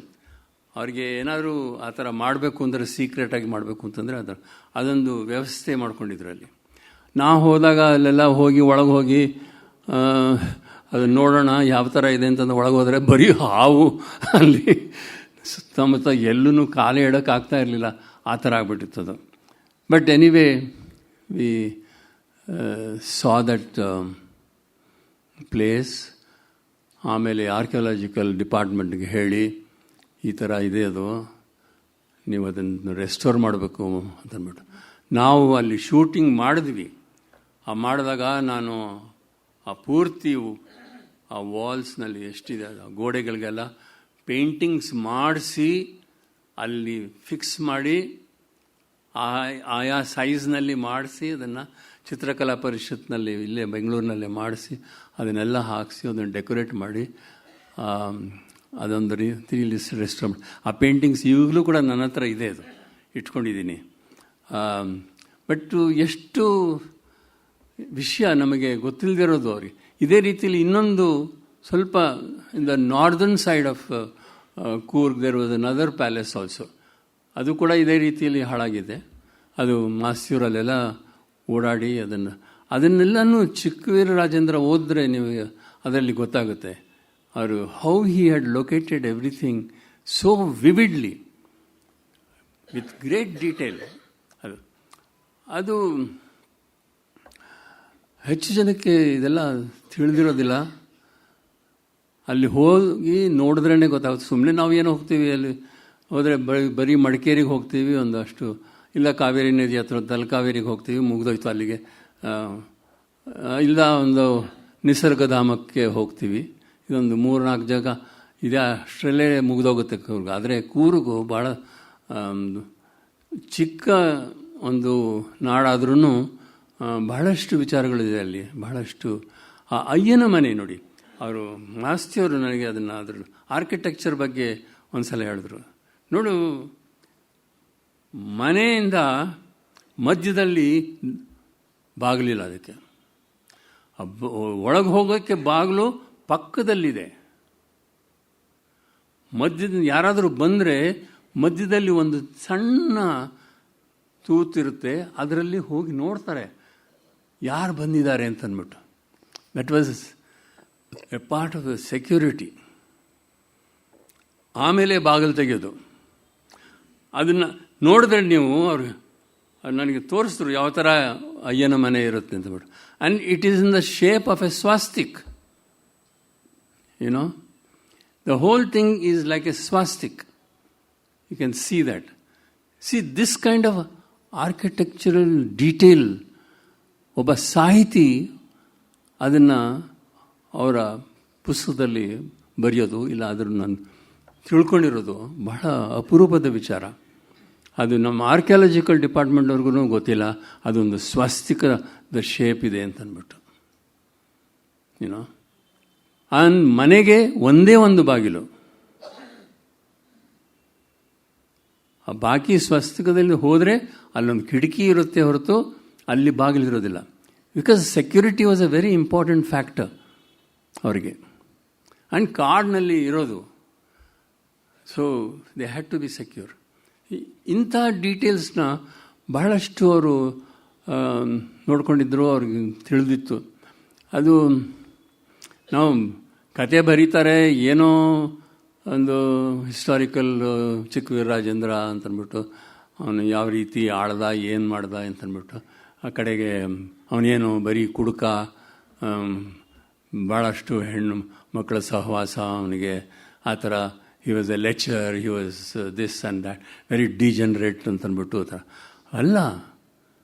In spite of that, he was like that, no doubt. But he spite of that 14 ವರ್ಷ ಬ್ರಿಟಿಷರು ಅವನ್ನ ಹಿಡಿಯೋಕ್ಕಾಗಲಿಲ್ಲ. He oppose the British. Chikkaveerarajendra 14 ವರ್ಷ. ಅದಾದಮೇಲೆ ಎಲ್ಲೋ ಒಂದು ಕಡೆ ಅವನ ತಮ್ಮ, actually step brother, elder brother, ಅವನೇ ಕೈ ಕೊಟ್ಬಿಡ್ತಾನೆ. ಆ ಥರ ಆಗುತ್ತೆ ಅದು. ಅವನು ಬ್ರಿಟಿಷರ ಜೊತೆಗೆ ಸೇರಿಕೊಂಡು ಚಿಕ್ಕವೀರನ್ನ ಸೋಲಿಸ್ಬಿಡ್ತಾನೆ ಅವನು. ಆಮೇಲೆ ಚಿಕ್ಕವೀರನ್ನ ಅರೆಸ್ಟ್ ಮಾಡ್ತಾರೆ. ಕಡೆಗೆ ಅವನ್ನ ಕರ್ಕೊಂಡು ಹೋಗಿ ಚಿಕ್ಕವೀರರಾಜೇಂದ್ರನ್ನ ಜೈಲಿನಲ್ಲಿ ಹಾಕ್ತಾರೆ. ಅಲ್ಲಿಂದ ಗಡೀಪಾರು ಮಾಡ್ತಾರೆ. ಅವ್ರು ಹೋಗಿ ಕಾಶಿಯಲ್ಲಿ ಚಿಕ್ಕವೀರರಾಜೇಂದ್ರ ಒಂದಷ್ಟು ಕಾಲ ಇರ್ತಾನೆ. And one of his members of his family,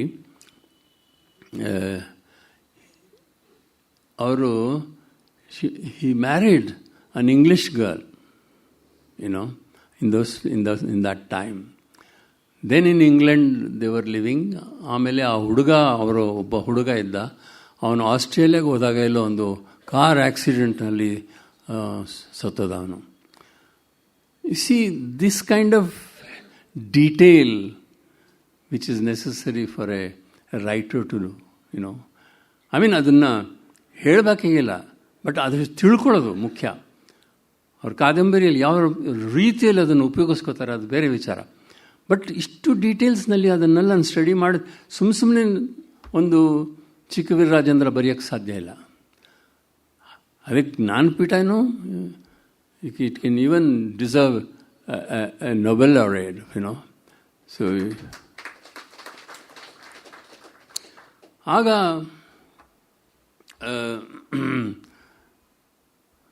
ಚಿಕ್ಕವೀರರಾಜೇಂದ್ರಂದು ಈ ಥರ ಒಂದು ಡೀಟೇಲ್ಡ್ ಒಂದು ಚರಿತ್ರೆ, ಕಡೆಗೆ ಆ ಡೈನಾಸ್ಟಿಯವರು ಯಾರೂ ಈಗ ಇಲ್ಲವೇ ಇಲ್ಲ, ಪೂರ್ತಿ ಎಲ್ಲರೂ ನಾಶ ಆಗಿಬಿಟ್ರು. ಒಬ್ಬಳೇ ಒಬ್ಬಳು ಹುಡುಗಿ ಇಂಗ್ಲೆಂಡ್ನಲ್ಲಿದ್ದು, ಅವಳು English girl who was married, and then once she came to Kodagu also, very much later, and she was a very elderly woman. She came to visit. So ಈ ಇಂಥ ಒಂದು ಮಾಹಿತಿಗಳನ್ನ ಸೇರಿಸಿ ಒಂದು ಕಥೆ ಮಾಡಿದ್ರು. ಆಗಿನ ಕಾಲದಲ್ಲಿ ಬಹಳಷ್ಟು ಜನ ನಮ್ಮ ಕನ್ನಡ ರೈಟರ್ಸ್ ಎಲ್ಲ ಶೇಕ್ಸ್ಪಿಯರಿಂದ ಬಹಳ ಇನ್ಸ್ಪೈರ್ ಆಗಿದ್ದವರು. ನೀವು ಚಿಕ್ಕವೀರ ರಾಜೇಂದ್ರ ಓದಿದ್ರೆ ಗೊತ್ತಾಗುತ್ತೆ ಅದರಲ್ಲಿ ಎಷ್ಟು ಶೇಕ್ಸ್ಪಿಯರಿಯನ್ ಕ್ವಾಲಿಟಿ ಇದೆ ಅಂತಂದ್ಬಿಟ್ಟು.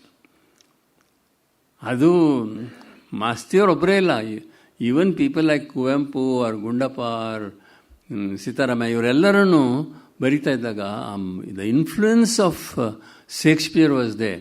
ಆ ಸ್ಟ್ರಕ್ಚರ್ ಇದೆಯಲ್ಲ, ಒಂದು ಕಾದಂಬರಿಯ ಸ್ಟ್ರಕ್ಚರು ಶೇಕ್ಸ್ಪಿಯರ್ ನಾಟಕಕ್ಕೂ ಅದಕ್ಕೂ ಹೋಲಿಸ್ಬೋದು.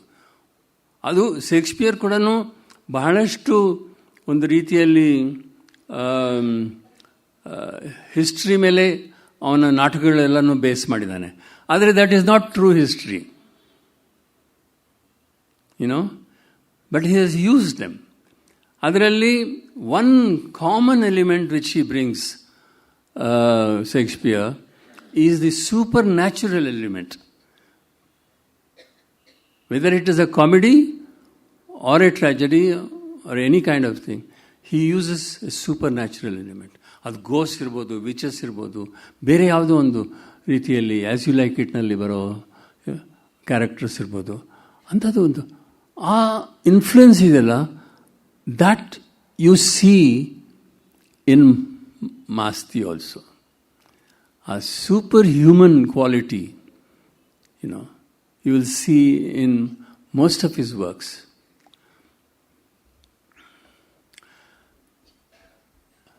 ಅವರು ಕುವೆಂಪು ಬಗ್ಗೆನೂ ಅವ್ರು ಯಾರನ್ನೂ ಸ್ಪೇರ್ ಮಾಡ್ತಾ ಇರಲಿಲ್ಲ.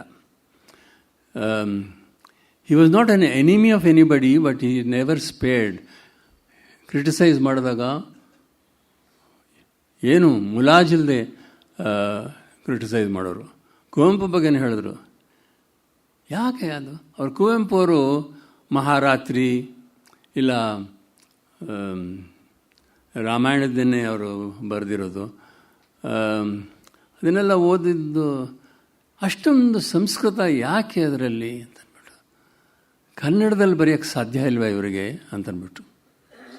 ಆ ಕುವೆಂಪುನ ಕನ್ನಡದಲ್ಲಿ ಬರೆಯೋಕ್ಕಾಗೋದಿಲ್ವಾ? ವೈ ಸಚ್ ಸಂಸ್ಕೃತೈಸ್ಡ್ ವರ್ಕ್ ರೈಟಿಂಗ್ ಅಂತಂದ್ಬಿಟ್ಟು. ಅದನ್ನು ಮಾಸ್ತಿಯವರು ಬಹಳ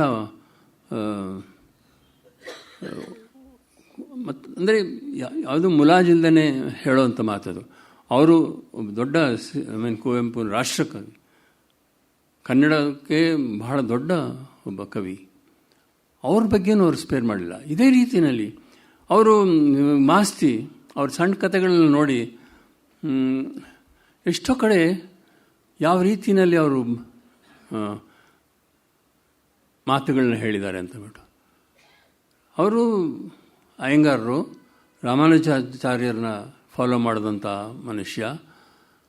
ಆದರೆ ರಾಮಾನುಜಾಚಾರ್ಯರನ್ನ ಸ್ಪೇರ್ ಮಾಡಲಿಲ್ಲ.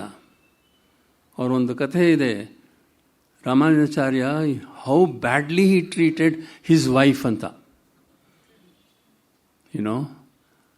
ಅವರು ಒಂದು ಹೆಣ್ಣಿನ ಬಗ್ಗೆ ಮಾಸ್ತಿಯವರಿಗಿದ್ದ ಒಂದು ಮರ್ಯಾದೆ ಅದು ಅಪಾರವಾದದ್ದು. And it was so genuine. ಅವ್ರು ಹೇಳ್ತಾರೆ, ಅವ್ರು ಕೇಳಿದ್ವಿ ನಾವು, ಏನು ಸರ್ ನೀವು ನಿಮ್ಮ ಆಚಾರ್ಯರನ್ನೇ ಈ ಥರ ಕ್ರಿಟಿಸೈಸ್ ಮಾಡ್ತಾ ಇದ್ದೀರಲ್ಲ, you are a follower. Yes, I am a follower. I am a follower of Ramanujacharya, but he was wrong. ಅದು ಹೇಳಬೇಕು ನಾನು. ಹಿ ವಾಸ್ ರಾಂಗ್. ಹಿ ಇಲ್ ಟ್ರೀಟೆಡ್ ಹಿಸ್ ವೈಫ್ ಅಂತಂದ್ಬಿಟ್ಟು. ಅಷ್ಟು ಧೈರ್ಯ ಬೇಕು ಅದಕ್ಕೆ ಹೇಳೋದಕ್ಕೂ ಕೂಡ. ಹಾಗೆ ಹೌ ಮಹಾತ್ಮ ಗಾಂಧಿ ಇಲ್ ಟ್ರೀಟೆಡ್ ಹಿಸ್ ಕಸ್ತೂರ್ಬಾ.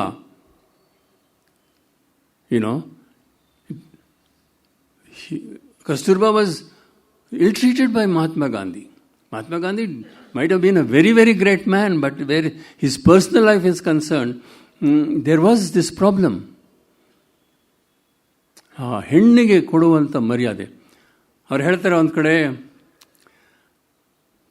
ನಮ್ಮ ತಾಯಿ ಮನೆಯೆಲ್ಲ ಗುಡಿಸ್ತಾಳೆ, ಸಾರಿಸ್ತಾಳೆ, ಅಡುಗೆ ಮಾಡ್ತಾಳೆ, ಊಟ ಹಾಕ್ತಾರೆ, ಬಟ್ಟೆ ಒಗಿತಾರೆ. ಅವಳು ಸಾರಿಸಿ ಗುಡಿಸಿ ಚಾರಿಸಿದ್ರೆ ಅವಳೇನು ಕೆಲಸದವಳು ಆಗ್ಬಿಟ್ಲ? ನನಗೆ ಅಡುಗೆ ಮಾಡಿ ಊಟ ಹಾಕಿದ್ರೆ ಅದು ಅಡುಗೆ ಅವಳು ಆಗ್ಬಿಟ್ಲ? ನೋ, ಅವ್ರ ತಾಯಿ ಎಲ್ಲ ಕೆಲಸನೂ ಮಾಡ್ತಾರೆ. ಏನೋ ಅಷ್ಟು ಮುತುವರ್ಜಿಯಿಂದ ಮಾಡ್ತಾರೆ ಮನೆ ಕೆಲಸನ. ಅದರಲ್ಲಿ ಏನು ತಪ್ಪಿಲ್ಲ. ದಟ್ ಇಸ್ ವಾಟ್ ಎ ತಾಯಿ ಈಸ್ ಅಂತ ಅಂದ್ಬಿಟ್ಟು ಅಷ್ಟು ರೆಸ್ಪೆಕ್ಟ್ ಅವರಿಗೆ. ನಾವೆಲ್ಲ ಈಗ ಭಾಳಷ್ಟು ಹೇಳ್ತೀವಿ. ನಾನು ಆಮೇಲೆ ನಿಮಗೆ ಒಂದು ಎಪಿಸೋಡ್ನ ತೋರಿಸ್ತೀನಿ, ಆಚಾರ್ಯವಂತ ಅಯ್ಯಂಗಾರ್ ಅಂತ ಅಂದ್ಬಿಟ್ಟು. ಅದರಲ್ಲಿ ಆಚಾರ್ಯವಂತ ಅಯ್ಯಂಗಾರು ಈಗಿನ ಕಾಲದಲ್ಲಿ ನಾವೆಲ್ಲ ನೋಡ್ತೀವಿ, ಈ IT ಇಂಡಸ್ಟ್ರಿ ಬಂದಮೇಲೆ ಜೊತೆಗೆ ನಮ್ಮ ಅಡ್ವರ್ಟೈಸಿಂಗ್ ಇಂಡಸ್ಟ್ರಿನಲ್ಲಿ ಮಾಡೆಲ್ಸು ಇಲ್ಲ ಫಿಲ್ಮ್ ಸ್ಟಾರ್ಸು ಅವರು ಇವರೆಲ್ಲನೂ ಮದುವೆ ಆಗದೇ ಜೀವನ ನಡೆಸ್ಕೊಂಡು ಹೋಗ್ತಾರೆ. ಒಂದು ರೀತಿಯಲ್ಲಿ ಲಿವಿಂಗ್ ಇನ್ ರಿಲೇಷನ್ಶಿಪ್ ಇಟ್ಕೊಂಡು. ಈಗೆಲ್ಲ ಬಹಳಷ್ಟು ರೂಢಿ, ಬೆಂಗಳೂರಿನಂತೂ ಬಹಳಷ್ಟು IT ಇಂಡಸ್ಟ್ರಿಯವರಂತೂ ಮನೆ ಸಿಗೋಲ್ಲ, ಮದುವೆ ಆಗಿಲ್ಲದೆ ಹೋದರೆ ಮನೆ ಸಿಗೋಲ್ಲ. ಅದಕ್ಕೋಸ್ಕರ ಒಂದೇನೋ ಒಂದು ಲಿವಿಂಗ್ ಇನ್ ಪಾರ್ಟ್ನರ್ ಥರ ಅವ್ರ ಕೊಲೀಗ್ನೇ ಕರ್ಕೊಂಡು ಹೋಗಿ ಇವಳೇ ನನ್ನ ಹೆಂಡತಿ ಅಂದ್ಬಿಟ್ಟು ಇಬ್ಬರು ಇರ್ತಾರೆ, ಒಟ್ಟಿಗೆ ಇರ್ತಾರೆ. This has become a habit in Bangalore and many other places, even in Bombay and all that. This is a big problem. ಅಂಥ ಒಂದು ಇದು ಆಚಾರ್ಯವಂತ ಅಯ್ಯಂಗಾರ್ನಲ್ಲಿ ಅವ್ರು ತೋರಿಸ್ತಾರೆ. ಒಬ್ಬ ವಿಡೋಯರ್ ಅಯ್ಯಂಗಾರಿ, ಆಸ್ಪತ್ರೆ ಸ್ಟೋರ್ ಕೀಪರು, ಅಲ್ಲಿ ಒಂದು ಕ್ರಿಶ್ಚಿಯನ್ ನರ್ಸ್ ಇರ್ತಾಳೆ. ಅವಳು ಯಾವಾಗಲೂ ಬಂದು ಹೇಳ್ತಾಳೆ, ಚುಡಾಯಿಸೋದು, ಅವಳಿಗೆ ಬಂದು ತಮಾಷೆ ಮಾಡೋದು, ಈ ಥರ ಎಲ್ಲನೂ. ಏನು ಅಯ್ಯಂಗಾರ್ರೆ, ಇನ್ನೂ ನೀವು ನಿಮಗೇನು 50 ವರ್ಷನೂ ಆಗಿಲ್ಲ? ಹೌದು ಪಾಪ ನಿಮ್ಮ ಹೆಂಡತಿ ಹೋಗ್ಬಿಟ್ರು, ಆದರೆ ಇನ್ನೊಂದು ಮದುವೆ ಮಾಡ್ಕೋಬೋದಾಗಿತ್ತಲ್ಲ. ಏನೋ ಯಾರು ನನಗೆ ಈ ವಯಸ್ಸಿನಲ್ಲಿ ಹೆಣ್ಣು ಕೊಡ್ತಾರೆ ಅಂತಂದ್ಬಿಟ್ಟು ಅವರು ಅದು ಬಂದಾಗೆಲ್ಲನೂ ಅವಳು ಮೆಡಿಸಿನ್ ತೊಗೊಂಡೋಗೋದಕ್ಕೆ ಅಂತ ಅಯ್ಯಂಗಾರ ಹತ್ರ ಬರ್ತಾ ಇದ್ದಾಳೆ. ಬಂದಾಗೆಲ್ಲನೂ ಏನಾದ್ರು ಈ ಥರ ಒಂದು ಮಾತು ಹೇಳ್ಬಿಟ್ಟು ಹೋಗ್ತಾಳೆ. ಆಮೇಲೆ ಒಂದು ದಿವಸ ಅಯ್ಯಂಗಾರ ಹೇಳ್ತಾರೆ ಅವ್ರಿಗೆ, ನಿನಗೆ ಅಷ್ಟು ನನ್ನ ಮೇಲೆ ಕಾಳಜಿ ಇದ್ದರೆ ನೀನು ಯಾಕೆ ನನ್ನ ಮನೆಗೆ ಬರಬಾರ್ದು, ನೀನೇ ಬಂದಿರು ನನ್ನ ಜೊತೆಗೆ ಅಂತ ಅಂದ್ಬಿಡ್ತಾರೆ. ಈ ನಾಮ ಹಾಕ್ಕೊಂಡಿರೋ ಅಯ್ಯಂಗಾರರು ಅವರು ಒಂದು ಕ್ರಿಶ್ಚಿಯನ್ ಹೆಣ್ಣನ್ನು ನಿಮ್ಮ ಮನೆಗೆ ಬಂದು ನನ್ನ ಜೊತೆಲಿರು ಅಂತಂದ್ಬಿಟ್ರು. ಅವಳು ಹೇಳ್ತಾಳೆ, ಅಯ್ಯೋ ನೀವು ಬ್ರಾಹ್ಮಣರು, ನಾನು ಕ್ರಿಶ್ಚಿಯನ್ನು, ಮದುವೆ ಹೇಗೆ ಸಾಧ್ಯ ಅಂತಂದ್ರೆ. ಮದುವೆ? ನಮ್ಮ ಮದುವೆ ಅಂತ ಹೇಳದ್ನಾ? ಇಲ್ವಲ್ಲ. ಬಂದಿರು, ನಿನಗೆ ಭಾಳ ಕಾಳಜಿ ಇದೆ ನನ್ನ ಬಗ್ಗೆ, ಬಂದಿರು. ಆಗ ಮಾಸ್ತಿಯವರು ಹೇಳ್ತಾರೆ, ಅದರಲ್ಲಿ ಮದುವೆ ಎಲ್ಲನೂ ಸಮಾಜಕ್ಕೆ ತೋರಿಸ್ಕೊಳ್ಳೋಕ್ಕೆ ಆಗುತ್ತೆ.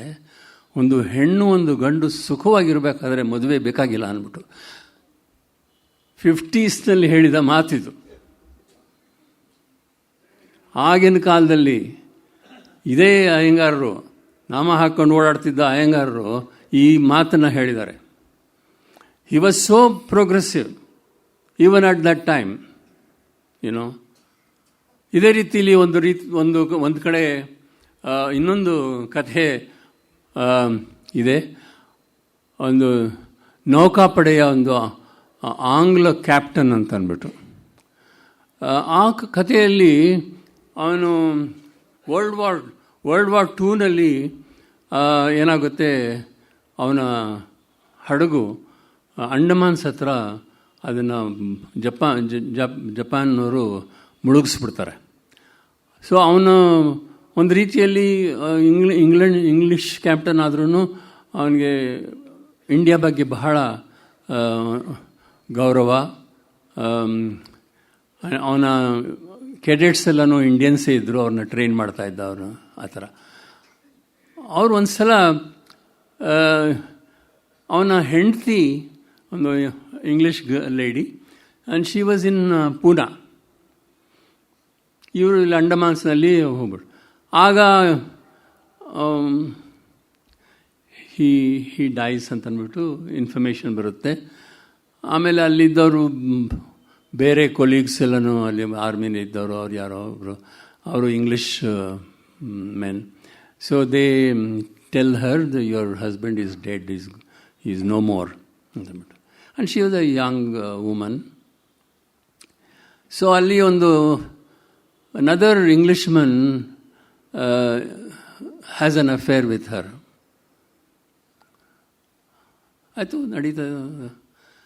ಒಂದು ದಿವಸ ಯಾವುದೋ ಟ್ರೈನಲ್ಲಿ ಮದ್ರಾಸಿಂದ ಬರ್ತಾ ಇದ್ದಾಗ ಮಾಸ್ತಿಯವರು ಈ ಕ್ಯಾಪ್ಟನ್ನ ಭೇಟಿಯಾಗ್ತಾರೆ. ಅದೇ ಕಂಪಾರ್ಟ್ಮೆಂಟಲ್ಲಿ ಇಬ್ಬರು ಟ್ರಾವೆಲ್ ಮಾಡ್ತಾರೆ.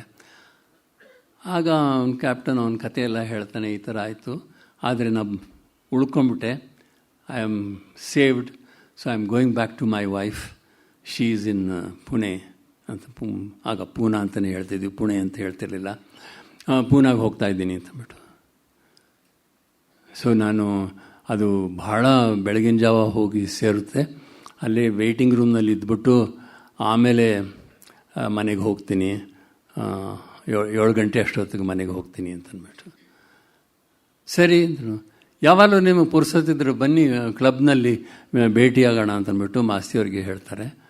ಮಾಸ್ತಿಯವರು ಆಯಿತು ಬರ್ತೀನಿ ಯಾವ ಥರ ಅಂತಂದ್ಬಿಟ್ಟು ಅವರು ಅಷ್ಟೇ ಭೇಟಿಯಾಗಿದ್ದು. ಆಗ ಕ್ಯಾಪ್ಟನ್ನು ಹೋಗ್ತಾನೆ, ಮನೆಗೆ ಹೋದರೆ ನೋಡ್ತಾನೆ ಅಲ್ಲಿ ಅವನ ಹೆಂಡತಿ ಇಲ್ಲವೇ ಇಲ್ಲ. ಯಾರೋ ಅಲ್ಲಿ ಹೇಳ್ತಾರೆ ಆಸ್ಪತ್ರೆಯಲ್ಲಿದ್ದಾರೆ ಅಂತಂದ್ಬಿಟ್ಟು. ಅಯ್ಯೋ ಆಸ್ಪತ್ರೆ ಅಲ್ಲ ಅಂದರೆ ಆಸ್ಪತ್ರೆಗೆ ಅಂತ ಓಡೋಗ್ತಾನೆ. ಅಲ್ಲಿ ಹೋಗಿ ನೋಡಿದ್ರೆ she is expecting a baby. ಅವಳು ಹಾಗೆ he doesn't know what to say. But ಹೋಗಿ ಹೆಂಡ್ತಿನ ನೋಡ್ತಾನೆ. ಹೆಂಡ್ತಿ ಹೇಳ್ತಾಳೆ, ಐ ಆಮ್ ವೆರಿ ಸಾರಿ, ನೀನು ಹೋಗ್ಬಿಟ್ಟೆ, ಎಲ್ಲ ನನಗೆ ಇನ್ಫಾರ್ಮೇಷನ್ ಬಂದಿದ್ದು ನೀನು ಉಳಿಲಿಲ್ಲ ಆ ಬಂಬಾರ್ಡ್ಮೆಂಟ್ನಲ್ಲಿ, ನಿನ್ನ ಶಿಪ್ಪು ಮುಳುಗೋಯ್ತು, ನೀನು ಹೋಗ್ಬಿಟ್ಟೆ ಅಂತ ಹೇಳಿ ಏನೋ ಇದಾಗೋಗಿದೆ, you don't have to bother about me any more ಅಂತಂದ್ಬಿಟ್ಟು ಅವಳು ಹೇಳ್ತಾಳೆ. ಆಗ ಕ್ಯಾಪ್ಟನ್ನು ಅವನಿಗೆ ಏನು ಮಾಡಬೇಕು ಅಂತ ತೋಚೋದಿಲ್ಲ. ಮಾಸ್ತಿಯವ್ರನ್ನ ಮತ್ತೆ ಭೇಟಿಯಾಗ್ತಾನೆ. ಸೊ ಮಾಸ್ತಿಯವ್ರು ಕೇಳ್ತಾರೆ, your wife must have been very happy to find you once again ಅಂತಂದ್ಬಿಟ್ಟು. ಆಗ ಹೇಳ್ತಾರೆ, ಇಲ್ಲ ಈ ಥರ ಆಯಿತು ವಿಚಾರ, ಏನು ಮಾಡಲಿ, but I still love her ಅಂತಂದ್ಬಿಟ್ಟು. ಆಗ ಹೇಳ್ತಾರೆ, if you still love her, if she is prepared to come to you, so live together, so what ಅಂತ ಅಂದ್ಬಿಡ್ತಾರೆ. ಮಾಸ್ತಿಯವರು ಆಗಿನ ಕಾಲದಲ್ಲಿ ಈ ಮಾತು ಹೇಳ್ತಾರೆ. And to an English man he says this. ಆಗ ಹೇಳ್ತಾಳೆ, ಯು ಸಿ, ಮಗು ಆಗೋದು ಇದೆಲ್ಲನೂ ಇದೆ. ಯು ಸಿ, ಡಸಂಟ್ ಮ್ಯಾಟರ್, ಬೀಜ ಎಲ್ಲಿಂದ ಬಂತು ಅನ್ನೋದು ಮುಖ್ಯ ಅಲ್ಲ. ನೀವಿಬ್ಬರು ಒಟ್ಟಿಗೆ ಇರೋಕ್ಕೆ ಸಾಧ್ಯ ಇದ್ದರೆ ಆ ಮಗುನೂ ಸಾಕ್ಕೊಂಡು ಒಳ್ಳೆ ಜೀವನ ಮಾಡಬಹುದು ಅಂತಂದ್ಬಿಟ್ಟು. So later on he goes back to his wife and he is prepared to accept her with the child from another man. ಆಮೇಲೆ ಅವರಿಬ್ಬರೂ ಮುಂಬೈನಲ್ಲಿ ವಾಸ ಆಗಿದ್ದರು. ಇದು ಒಂದು ನಡೆದ ಕತೆ.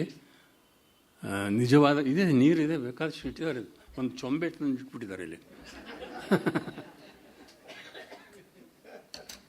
ಸ್ವಲ್ಪ ನಿಮಗೋಸ್ಕರ ಕುಡಿತೀನಿ.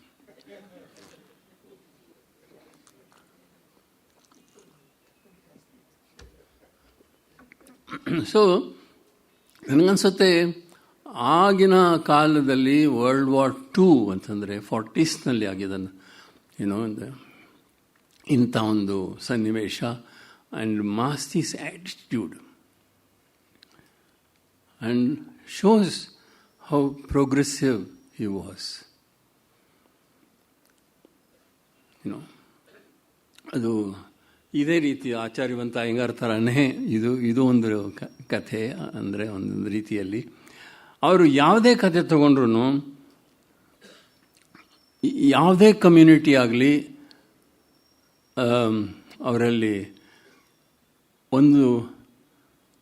ಒಂದು ಸನ್ನಿವೇಶನ ನೋಡಿ ಅದನ್ನು ಅನಲೈಸ್ ಮಾಡಿ ಯಾವುದು ಸರಿ ಯಾವುದು ತಪ್ಪು ಅನ್ನೋದನ್ನು, ಅವ್ರ ಸಮಾಜದ ಬಗ್ಗೆ ಸಮಾಜ ಏನೇನೋ ಹೇಳುತ್ತೆ, ಎಷ್ಟೋ ವಿಷಯಕ್ಕೆ ತಪ್ಪು ಅಂದ್ಬಿಡುತ್ತೆ ಅದು. ಆದರೆ ಮಾಸ್ತಿಯವರು ಅದನ್ನು ತಪ್ಪು ಅಂತ ಹೇಳಲ್ಲ. ಆಯಿತು, ಆದರೆ ಏನಂತೆ, ಕ್ಷಮೆ ಬೇಕು, ಕ್ಷಮಿಸಬೇಕು, ಮರೆಯೋದಿದ್ದರೆ ಮರಿಬೇಕು, ಜೀವನ ಮುಖ್ಯ ಅಂತ ಅಂದ್ಬಿಟ್ಟು. ಆಗ ಸಾರಿ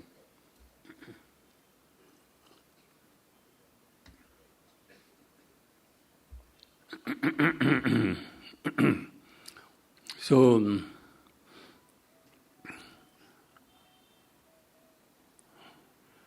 ಇಂಥ ಒಂದು ಸನ್ನಿವೇಶಗಳು ಅವರು ಒಂದು ವೆಂಕಟಿಗನ ಹೆಂಡತಿ ಅಂತ ಒಂದು ಕಥೆ ಇದೆ ಅವ್ರದ್ದು.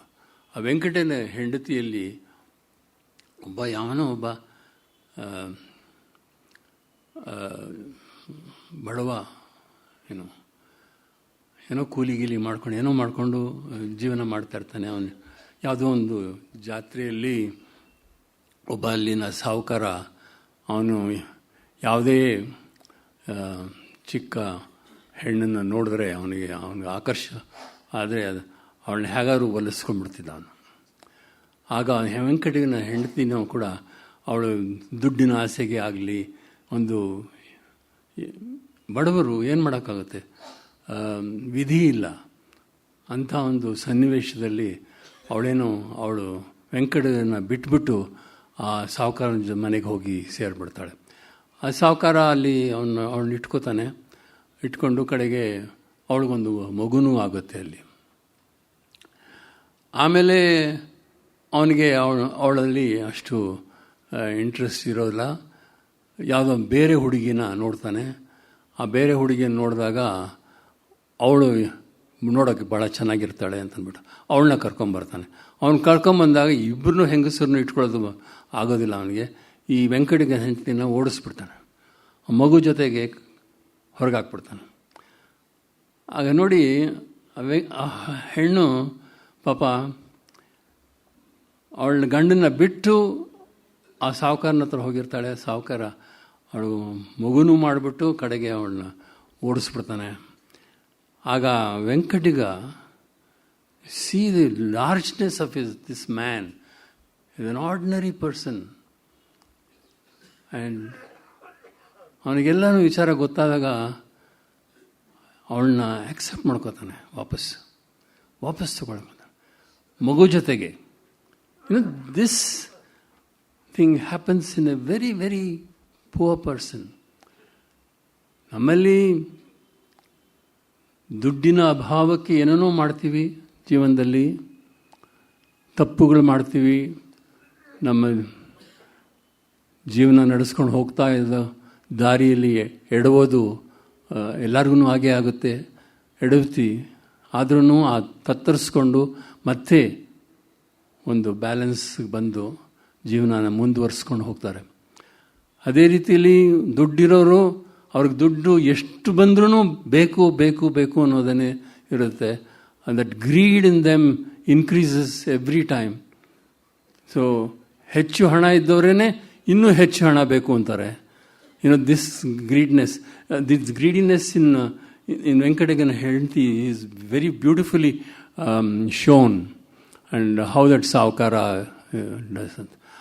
ಆಗ ಕಡೆಗೆ ವೆಂಕಟಿಗ ಅವನ ಹೆಂಡ್ತಿನ ಆಕ್ಸೆಪ್ಟ್ ಮಾಡಿಕೊಂಡು ಮತ್ತೆ ಜೀವನನ ಮುಂದುವರಿಸ್ತಾರೆ, ಮಗುನೂ ಸಾಕಿಸ್ತಾರೆ. ಆ ಥರ ಇದೊಂದು ಚಿಕ್ಕ ಕತೆ. ಇದನ್ನು ನಾನು ಸೀರಿಯಲ್ ಆಗಿ ಮಾಡಿದೆ ಆಗ ದೂರದರ್ಶನಕ್ಕೆ.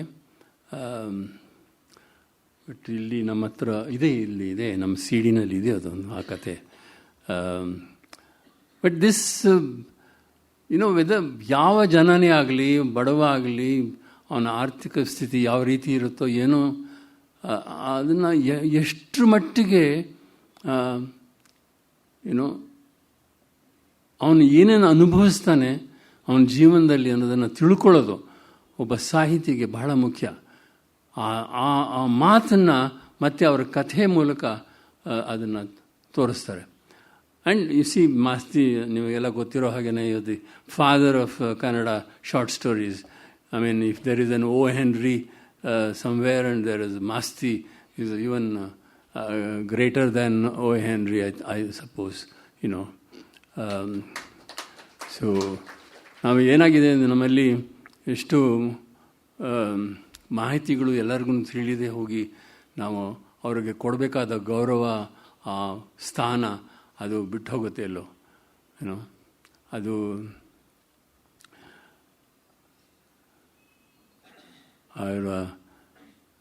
ಅದೇ ಫಿಲ್ಮ್ ಬಗ್ಗೆನೂ ಹೇಳ್ತಾ ಇದ್ದೆ. ಮಾಸ್ತಿಯವ್ರ ಮೇಲೆ ನಾನು ಒಂದು ಸಾಕ್ಷಿ ಚಿತ್ರ ಮಾಡಿದಾಗ ನಮ್ಮ ಮಾಸ್ತಿಯವರು ನೋಡಿದ್ರು. ಅದನ್ನು ನೋಡಿಬಿಟ್ಟು,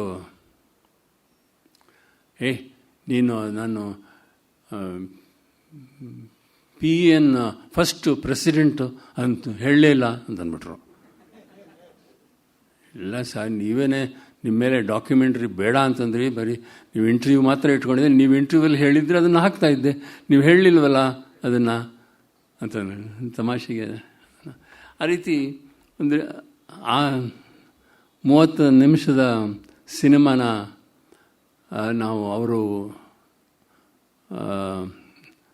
ಅವರು ಹೋಗ್ಬಿಟ್ಟಾಗ ನಾನು ಬಾಂಬೆಲಿದ್ದೆ. ನಾನು ರಾಮಸ್ವಾಮಿಗೆ ಇಮಿಡಿಯೇಟಾಗಿ ಫೋನ್ ಮಾಡಿದೆ, ಈ ಥರ ಅವರು ನಾವು ಮಾಡಿರೋ ಫಿಲ್ಮ್ನ ತೊಗೊಂಡು ಹೋಗಿ ದೂರದರ್ಶನದಲ್ಲಿ ಕೊಡಿ ಬೆಂಗಳೂರಲ್ಲಿ, ಅದನ್ನು ಹಾಕಲಿ ಇವತ್ತು ನ್ಯೂಸ್ ಆದ ತಕ್ಷಣ ಅಂತಂದ್ಬಿಟ್ಟು.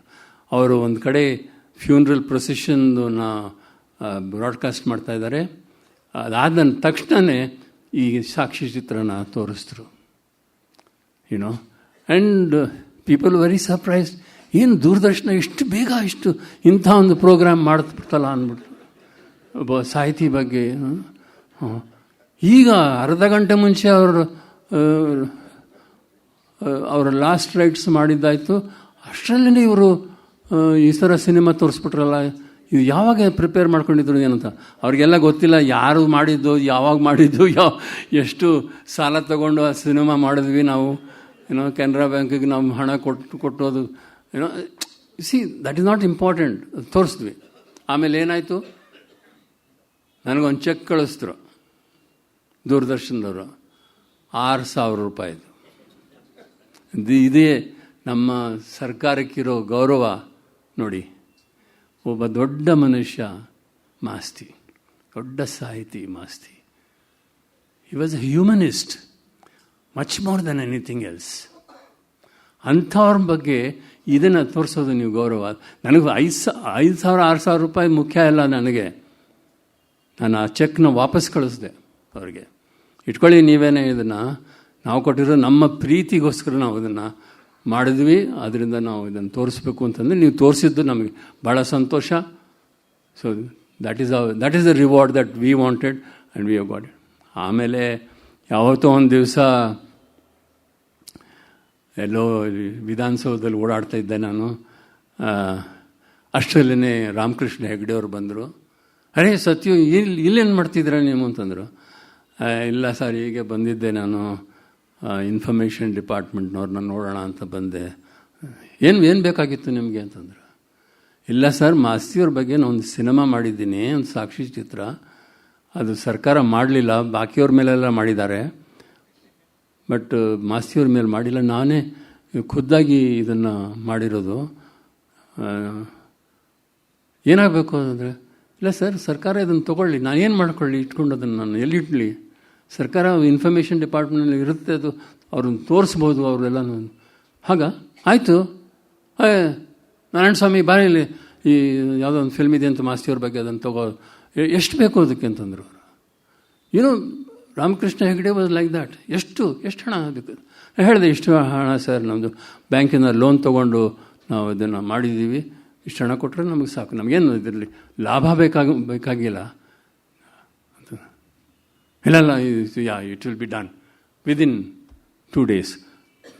2 days later the film was given to the information department. ಅವರು ಇನ್ಫಾರ್ಮೇಷನ್ ಡಿಪಾರ್ಟ್ಮೆಂಟ್ ಅವರು ಚೆಕ್ ಕೊಟ್ಟರು. ನಾವು ಒಂದು ನಿರಂತರ ಅಂತಂದ್ಬಿಟ್ಟು ಒಂದು ಪ್ರಕಾಶನ ಅಂತಂದ್ಬಿಟ್ಟು ಒಂದು ಆರ್ಗನೈಸೇಷನ್ ಅದರ ಆ ಬ್ಯಾನರ್ನಲ್ಲಿ ಮಾಡಿದ್ವಿ. ಆಮೇಲೆ ಅದನ್ನು ಈಗ ನೋಡಿದ್ರೆ ಆ ಸಿನಿಮಾದಲ್ಲಿ 3 ರೀಲ್ ಇತ್ತು, ಎಲ್ಲ ಕಡೆನೂ ತೋರಿಸ್ತಾರೆ, 2 ರೀಲ್ ತೋರಿಸ್ತಾರೆ, ಒಂದು ಕಳೆದೋಗಿದೆ ಅವರು ಇನ್ಫಾರ್ಮೇಷನ್ ಡಿಪಾರ್ಟ್ಮೆಂಟ್. ನೋಡಿ, ನಮ್ಮ ಇನ್ಫಾರ್ಮೇಷನ್ ಡಿಪಾರ್ಟ್ಮೆಂಟು ಅವ್ರಿಗೆ ಬಿಟ್ಟು ನಾವು ಮಾಡಿಕೊಟ್ಟಿದ್ದು ಸಿನಿಮಾ ಅದು ಅಷ್ಟು ಇಂಪಾರ್ಟೆಂಟ್ ಸಿನಿಮಾ ಇದು ಮಾಸ್ತಿಯವ್ರ ಬಗ್ಗೆ. ಅದನ್ನು ಕಳೆದುಬಿಟ್ಟಿದ್ದಾರೆ. ಕಳೆದುಬಿಟ್ರೂ ನೆಗೆಟಿವ್ ಕೂಡ ನಾವು ಕೊಟ್ಟಿದ್ದೀವಿ ಅವ್ರಿಗೆ. ಈಗಿನ ಕಾಲದ ಡಿಜಿಟಲ್ ಅಲ್ಲ ಅದು, ಆಗಿನ ಕಾಲದ ನೆಗೆಟಿವ್ ಕೊಟ್ಟಿದ್ದೀವಿ. ಆ ನೆಗೆಟಿವಿಂದ ಇನ್ನೊಂದು ಪ್ರಿಂಟ್ ಹಾಕ್ಕೋಬೋದು ಅವರು. ಅದನ್ನು ತೋರಿಸೋವಾಗ ಇನ್ನೊಂದು ಪ್ರಿಂಟ್ ಹಾಕಿ ಅದನ್ನು ತೋರಿಸ್ಬೋದು. ಈಗ ಮೈಸೂರಿನಲ್ಲಿ ಸುಮಾರು 2-3 ತಿಂಗಳಿಂದ ಅದನ್ನು ತೋರಿಸಿದ್ರು. ಅಲ್ಲಿ ತೋರಿಸಿದ್ರೆ ನಾನು ಅರ್ಧ 2 ರೀಲ್ ನೋಡಿದೆ, 3ನೇ ರೀಲ್ ಇರಲೇ ಇಲ್ಲ. ಅಲ್ಲಿ ಕೇಳಿದೆ, ಇಲ್ಲ ಸರ್ ಇಷ್ಟೇ ಕೊಟ್ಟಿದ್ದಾರೆ ಅವರು ಅಂತಂದರು. ಅದನ್ನು ತೋರಿಸ್ತಾರೆ, ಅರ್ಧಂಬರ್ಧ ತೋರಿಸ್ತಾರೆ ಅದನ್ನು. ಅವ್ರಿಗೇನು ಅದ್ರ ಬಗ್ಗೆ ಯಾವ ರೀತಿಯ ಒಂದು ಇಂಟ್ರೆಸ್ಟ್ ಇಲ್ಲ ಅವರಿಗೆ, ಯಾವ ಕಾಳಜಿ ಅನ್ನೋದೇನಿಲ್ಲ. ಮುಖ್ಯವಾಗಿ ಇಂಥ ಸಾಹಿತಿಯರ ಬಗ್ಗೆ ಒಂದು ಮರ್ಯಾದೆ ತೋರಿಸ್ಬೇಕು. He was much greater than what people know about, much bigger personality ಅದು.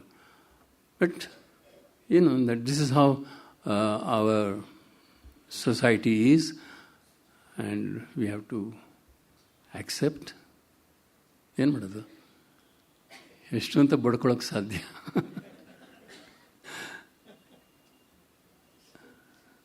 ಈಗಲೂ ಹೇಳಿದೆ ನಾನು ವಸಂತಶ್ರೀ ಅವರಿಗೆ, ಅದನ್ನು ನಾನು ಯಾರು ಮಾಡಿ ಅವ್ರ ಹತ್ರ ತೊಗೊಂಡು ನಾನೇ ಒಂದು ಬೇಕಾದ್ರೆ ಪ್ರಿಂಟ್ ಹಾಕಿಸಿ ನಿಮಗೆ ಕೊಡ್ತೀನಿ, ಇಟ್ಕೊಳ್ಳಿ, ಅದನ್ನು ನೀವಾದರೂ ಪ್ರಿಸರ್ವ್ ಮಾಡ್ತೀರಾ. Because I will give them a digital copy so that it will remain with the Masti trust for a much longer time. See, ಬಹಳ ಜನ ರಿಸರ್ಚ್ ಮಾಡೋರು ಅವರೆಲ್ಲ ಬರ್ತಾರೆ ನಿಮಗೆ, ಅವ್ರಿಗೆಲ್ಲನೂ ಉಪಯೋಗ ಆಗುತ್ತೆ ಅಂತ ವಿಚಾರ. ಬಹಳಷ್ಟು ಮಾತುಗಳನ್ನ ಅವರು ಆಡಿರೋದು ಎಷ್ಟೋ ಜನಕ್ಕೆ ಗೊತ್ತೇ ಇಲ್ಲ, ಆ ವಿಚಾರಗಳೆಲ್ಲ ಗೊತ್ತೇ ಇಲ್ಲ. So, I don't know, I've been just talking too much, I suppose. So, ಮತ್ತೆ ಮಾಸ್ತಿಯವರು ಇದೇ ಒಂದು ಆಚಾರ್ಯವಂತ ಅಯ್ಯಂಗಾರರು ಕಥೆ ನೋಡಿ, ತಮಿಳ್ನಲ್ಲಿ ಕೂಡ ಇದನ್ನು ಮಾಡಿದೆ. ನಾನು ಬೇರೆ ಬೇರೆ ಭಾಷೆನಲ್ಲೆಲ್ಲನೂ ಸಿನಿಮಾ ಮಾಡ್ತೀನಿ. ನನಗೆ ಹಿಂದಿ, ಉರ್ದು, ಮರಾಠಿ, ಗುಜರಾತಿ, ತಮಿಳು, ಕನ್ನಡ, ಮಲಯಾಳಂ, ಅದರಲ್ಲಿ ನನಗೆ ಯಾವುದೂ ವ್ಯತ್ಯಾಸ ಕಾಣಲ್ಲ, ಎಲ್ಲನೂ ಒಂದೇ ನನಗೆ. ಯಾಕೆಂದರೆ ನನ್ನ ಲ್ಯಾಂಗ್ವೇಜ್ ಇರೋದು cinema. Cinema has its own grammar, it has own language. So ಅದು ಆಡೋ ಭಾಷೆ ಏನಾದ್ರು ಆಗ್ಬೋದು, ಅದಕ್ಕೇನಂತೆ. But what you want to convey, you can convey no matter what language it is. ನಾವು ಎಷ್ಟೋ ಸಿನಿಮಾ ನೋಡ್ತೀವಿ, ಎಷ್ಟು ನಮಗೆ ಆ ಪದಗಳ ಅರ್ಥ ಆಗುತ್ತೆ, ಆಗೋದೇ ಇಲ್ಲ. ಆದ್ರೂ ಸಿನಿಮಾ ನೋಡ್ತೀವಿ ನಾವು. ಟೆಲಿವಿಷನ್ನಲ್ಲೂ ಕೂಡ ಎಷ್ಟೋ ಮಾತುಗಳು ಅರ್ಥನೇ ಆಗೋಲ್ಲ, ಆ ಥರ. ನನಗೆ ಒಂದು ಸಲ ನಾವು ಸೆಂಟ್ರಲ್ ಕಾಲೇಜ್ನಲ್ಲಿ ಓದ್ತಾ ಇದ್ದಾಗ, not A good student, but mostly ನನ್ನ ಸಮಯ ಎಲ್ಲನೂ ಎಲ್ಲೋ ಒಂದು ಲೈಬ್ರರಿಲಿ ಹೋಗಿ, ಶೇಷಾದ್ರಿ ಲೈಬ್ರರಿನಲ್ಲಿ ಕಬ್ಬನ್ ಪಾರ್ಕ್ನಲ್ಲಿ ಕೂತ್ಕೊಂಡು ಕಳೀತಾ ಇದ್ದೆ. ಇಲ್ಲದವರೆ ನಾಟಕ ಆಡೋದು, ಅದು ಇದು ಮಾಡ್ತಾ ಇರೋದು. ಒಂದು ಸಲ ಇದೇ ರೀತಿಯಲ್ಲಿ ಕುವೆಂಪು ಅವ್ರ ನಾಟಕನ ಆಡೋಣ ಅಂತಂದ್ಬಿಟ್ಟು ಅಲ್ಲಿ ಕಾಲೇಜ್ ಡೇಗೆ, ಸೆಂಟ್ರಲ್ ಕಾಲೇಜ್ ಡೇಗೆ ಅಂತ ಅಲ್ಲಿ ವೀರಣ್ಣನವರ ಥಿಯೇಟ್ರು ಗಾಂಧಿ ನಗರದಲ್ಲಿತ್ತು, ಹಳೆಯದು, ಅಲ್ಲಿ ಆಡೋದು ಅಂತಂದ್ಬಿಟ್ಟು. ಸೊ ಮಹಾರಾತ್ರಿನ ಆಡಬೇಕು ಅಂತಂದ್ಬಿಟ್ಟು ನನ್ನ ಸ್ನೇಹಿತ ಬಾಲುರಾಮ್ ಅಂಥೇಳಿ ಶ್ರೀರಂಗಪಟ್ಟಣದವನು, ನಾವೆಲ್ಲ ಸ್ಕೂಲ್ನಲ್ಲಿ ಒಟ್ಟಿಗೆ ಓದಿದವರು. ಅವನು ಸಾಹಿತ್ಯ ಅಕಾಡೆಮಿನಲ್ಲಿ ಡೆಲ್ಲಿನಲ್ಲಿ ಕೆಲಸ ಮಾಡಿದವನು, ಈಗ ತೀರೋದ್ರು. ಅವನು ನೀನು ಮಹಾರಾತ್ರಿ ನೀನು ಸಿದ್ಧಾರ್ಥನ ಪಾತ್ರ ನೀನು ಮಾಡು ಅಂತಂದ್ಬಿಟ್ರೆ. ಸಿದ್ಧಾರ್ಥನ ಪಾತ್ರ ಅದು ಅಯ್ಯೋ ಆ ಕನ್ನಡ ಎಷ್ಟು ಕಷ್ಟ, ನಾನು ಹೇಗೆ ಉಚ್ಚಾರಣೆ ಮಾಡೋದೇ ಕಷ್ಟ ಆಗ್ಬಿಡುತ್ತೆ, ನನಗೆ ಗೊತ್ತಿಲ್ಲ ಏನು ಮಾಡಬೇಕು ಅಂತಂದ್ಬಿಟ್ಟು. ಸೊ ಎನಿವೇ ಏನೋ ಭಾಳ ಪ್ರಯತ್ನಪಟ್ಟು ಎಲ್ಲ ರಿಹರ್ಸಲ್ ಎಲ್ಲ ಮಾಡಿಬಿಟ್ಟು ಅಲ್ಲಿ ಸ್ಟೇಜ್ ಮೇಲೆ ಹೋದೆ. ಸ್ಟೇಜ್ ಮೇಲೆ ಹೋದಾಗ ನಾನು I am not A professional actor, ನನಗೆ ಒಂಥರ ನಡ್ಕ, ಇವತ್ತು ಒಂಥರ ನಡ್ಕ ಇತ್ತು, ಸ್ವಲ್ಪ ಪರವಾಗಿಲ್ಲ. ಈಗ ಇಷ್ಟೊಂದು ಜನ ಬಂದುಬಿಟ್ಟಿದ್ದೀರಲ್ಲ ಅಂದ್ಬಿಟ್ಟು ನನಗೆ ಒಂಥರ ನಡ್ಕ. ಬಟ್ ಅಲ್ಲಿ ಹೋದೆ, ಅಲ್ಲಿ ಶುರು ಮಾಡಿದಾಗ ಅಲ್ಲಿ ಫಸ್ಟ್ ಲೈನ್ ಇದೆ, ಇರಲಾರೆ ನಾ ಇರಲಾರೆ ಅಂತಂದ್ರೆ. ಆಮೇಲೆ ನನಗೆ ಮುಂದಿನ ವರ್ಡೇ ಗೊತ್ತಿಲ್ಲ, ಮರ್ತೋಗಿದೆ. ನಾನು ಇನ್ನೊಂದು ಸಲ ನಾ ಇರಲಾರೆ ಅಂತ ಮಾಡಿ ಇನ್ನೊಂದು ಸಲ ಹೇಳಿದೆ. ಬಾಲುರಾಯ ಅಲ್ಲಿಂದ ಪ್ರಾಂಪ್ಟ್ ಮಾಡ್ತಾ ಇದ್ದಾನೆ, ವಿಂಗ್ನಲ್ಲಿ ನಿಂತು ಇದು ನೆಕ್ಸ್ಟ್ ಲೈನ್ ಇದು ಅಂತಂದ್ಬಿಟ್ಟು ಮತ್ತೆ ನಾನು ಇರಲಾರೆ ಅಂತಂದ್ಬಿಟ್ಟು, ಇರೋಕ್ಕಾಗದಿದ್ರೆ ಹಾಸ್ಟೆಲ್ಗೆ ಹೋಗು ಅಂತಂದ್ಬಿಟ್ಟು ನಮ್ಮ ಹುಡುಗರು ಅಲ್ಲಿಂದ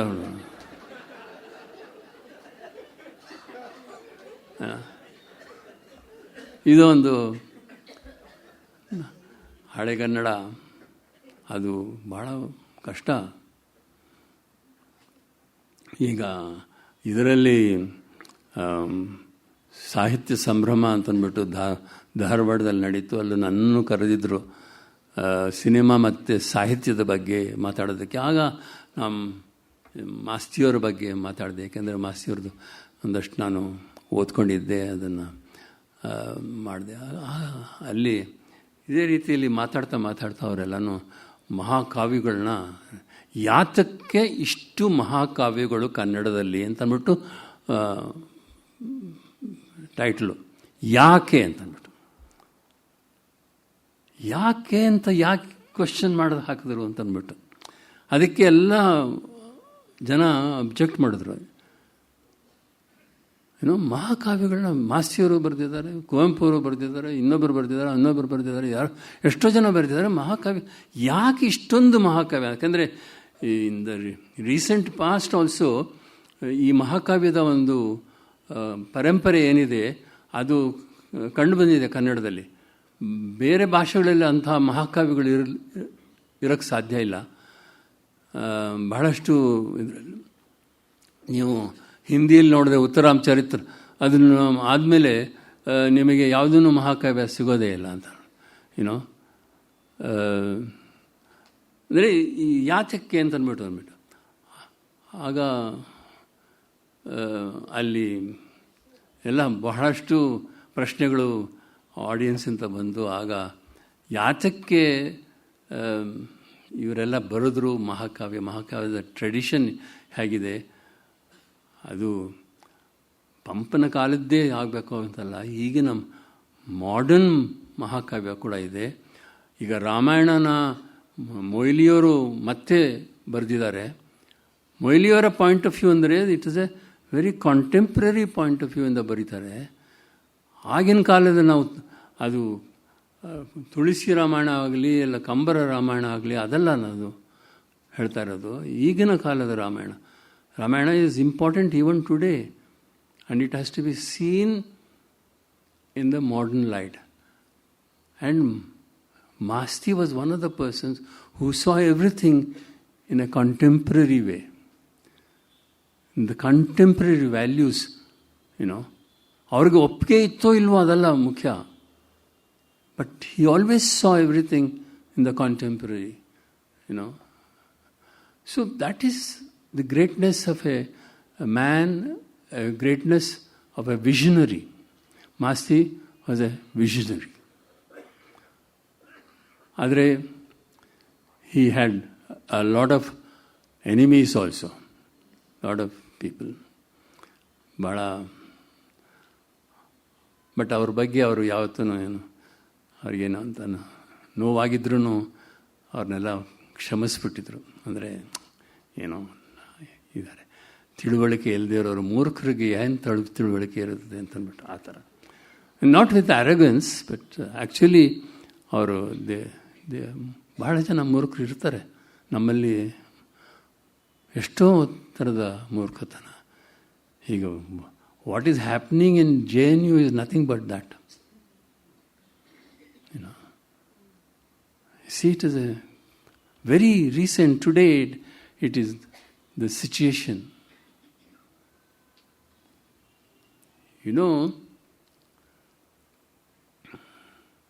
ಈಗ ಒಂದೇ ಮಾತು ಹೇಳ್ತೀನಿ, ಆಮೇಲೆ ಸಿನಿಮಾ ತೋರಿಸ್ತೀನಿ.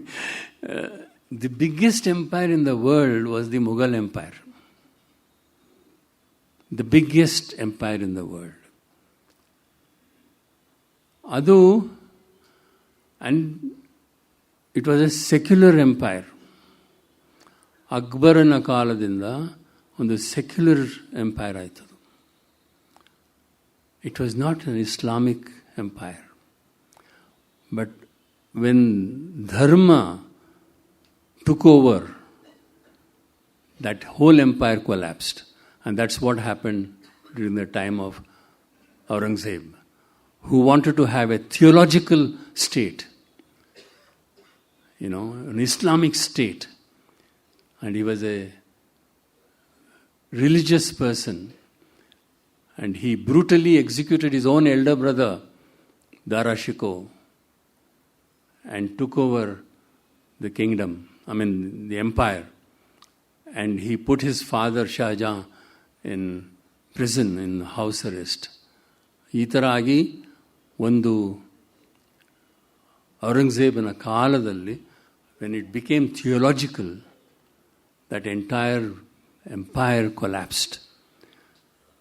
So this is a warning today. India, ನಮ್ಮಲ್ಲಿ ದಿ ಸೆಕ್ಯುಲರ್ ಫ್ಯಾಬ್ರಿಕ್ ಇದೆಯಲ್ಲ, that is our asset. No other country has this asset, and we have to protect that asset. ಅದನ್ನು ಕಾಪಾಡಬೇಕು. ಅದೇ ನಮಗೆ ನಮ್ಮ ಮುಂದಿನ ಜೀವನ ಕೊಡೋದು, ಈ this secular state.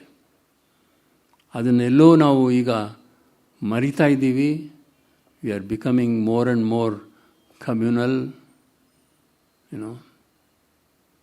unfortunately. And I'm sure if Masi was there, he would have condemned what has happened today in JNU. ಒಂದೇ ಒಂದು ವಿಚಾರ, ಮಾಸ್ತಿಯವರು ಎಲ್ಲ ಬೇರೆ ಬೇರೆ ಜನಾಂಗದ ಬಗ್ಗೆ ಎಲ್ಲನೂ ಮಾತಾಡಿದ್ದಾರೆ. ಆದರೆ ಒಂದು ಅವರು ಯಾವುದೇ ಕಥೆಯಲ್ಲಿ ಆಗಲಿ ಮುಸಲ್ಮಾನರ ಬಗ್ಗೆ ಮಾತಿಲ್ಲ. I have not understood that. Maybe some of you might know about it, might have read something, I don't know, but I haven't. ಎಲ್ಲ ಜನಾಂಗದವ್ರನ್ನೂ ಅವರು ಕೊಡಗರಾಗಲಿ, ಒಬ್ಬ ಹೊಲೆ ಆಗಲಿ, ಒಬ್ಬ ಬ್ರಾಹ್ಮಣ ಆಗಲಿ, ಒಬ್ಬ ಅಯ್ಯಂಗಾರಾಗಲಿ, ಯಾರೇ ಆಗಲಿ, ಕ್ರಿಶ್ಚಿಯನ್ ಆಗಲಿ, ಅವ್ರ ಬಗ್ಗೆ ಎಲ್ಲನೂ ಕಥೆಗಳಲ್ಲಿ ಅವ್ರು ನಿಮಗೆ ಕ್ಯಾರೆಕ್ಟರ್ಸ್ ಸಿಗ್ತಾರೆ. ಆದರೆ ಒಬ್ಬ ಮುಸಲ್ಮಾನ ಮಾತ್ರ ಸಿಗೋದಿಲ್ಲ. I don't know, may be I am not red enough, I suppose. Anyway, ಇವತ್ತು ಭಾಳಷ್ಟು ಪುಸ್ತಕ ಕೊಟ್ಬಿಟ್ಟಿದ್ದಾರೆ ಓದೋಕ್ಕೆ, ಅದನ್ನು ಓದ್ತೀನಿ. ಅವರು ಮಾಸ್ತಿಯವ್ರದ್ದು ಒಂದಷ್ಟು ಶೇಕ್ಸ್ಪಿಯರಿಯನ್ ಪ್ಲೇಸ್ನ ಟ್ರಾನ್ಸ್ಲೇಟ್ ಮಾಡಿದ್ದಾರೆ, ಬಹಳ ಚೆನ್ನಾಗಿದೆ. ಅದರಲ್ಲಿ ಒಂದು ಬಹಳ ಪೊಲಿಟಿಕಲ್ ಪ್ಲೇ ಅಂತಂದರೆ, ಅಷ್ಟು ಪಾಪ್ಯುಲರ್ ಆದ ಪ್ಲೇ ಅಲ್ಲ ಅದು, ಶೇಕ್ಸ್ಪಿಯರ್ ಬರೆದಿರೋದು. ಇಟ್ಸ್ ಎ ಕೊರಿಯಲಿನಸ್ ಅಂತ. Coriolanus is a political play. ಅದರದ್ದೂ ಟ್ರಾನ್ಸ್ಲೇಷನ್ನು ಒಂದು ಪೂರ್ತಿ ಟ್ರಾನ್ಸ್ಲೇಷನ್ ಇಲ್ಲ ಮಾಸ್ತಿಯವ್ರು ಮಾಡಿರೋದು. ಆದರೆ ಒಂದಷ್ಟು ಸೀನ್ಗಳು ಮಾತ್ರ ಆ ನಾಟಕದ್ದು ಟ್ರಾನ್ಸ್ಲೇಟ್ ಮಾಡಿದೆ. ಅದು ನನ್ನ ಹತ್ರ ಇದೆ, ಅದನ್ನು ಓದಿದ್ದೀನಿ. ಅದೇ ನಾನು ವಸಂತ ಶ್ರೀ ಅವ್ರನ್ನ ಕೇಳ್ತಾ ಇದ್ದೆ, ಅವ್ರ ಪೂರ್ತಿ ಮ್ಯಾನುಸ್ಕ್ರಿಪ್ಟ್ ಏನಾದರೂ ನಿಮ್ಮಲ್ಲಿ ಇದ್ದರೆ ಅದನ್ನು ಅದನ್ನು ಪ್ರಕಟಣೆ ಮಾಡಿ ಅದನ್ನು it's A very very good play, one of the best place that Shakespeare wrote. It was it's a completely A political play. ಇಷ್ಟು ಮಾತು ಹೇಳಿ ಮತ್ತೆ ನಿಮಗೆಲ್ಲ ಧನ್ಯವಾದ ಹೇಳಿ ನಾನು ಮಾತು ಮುಗಿಸ್ತೀನಿ.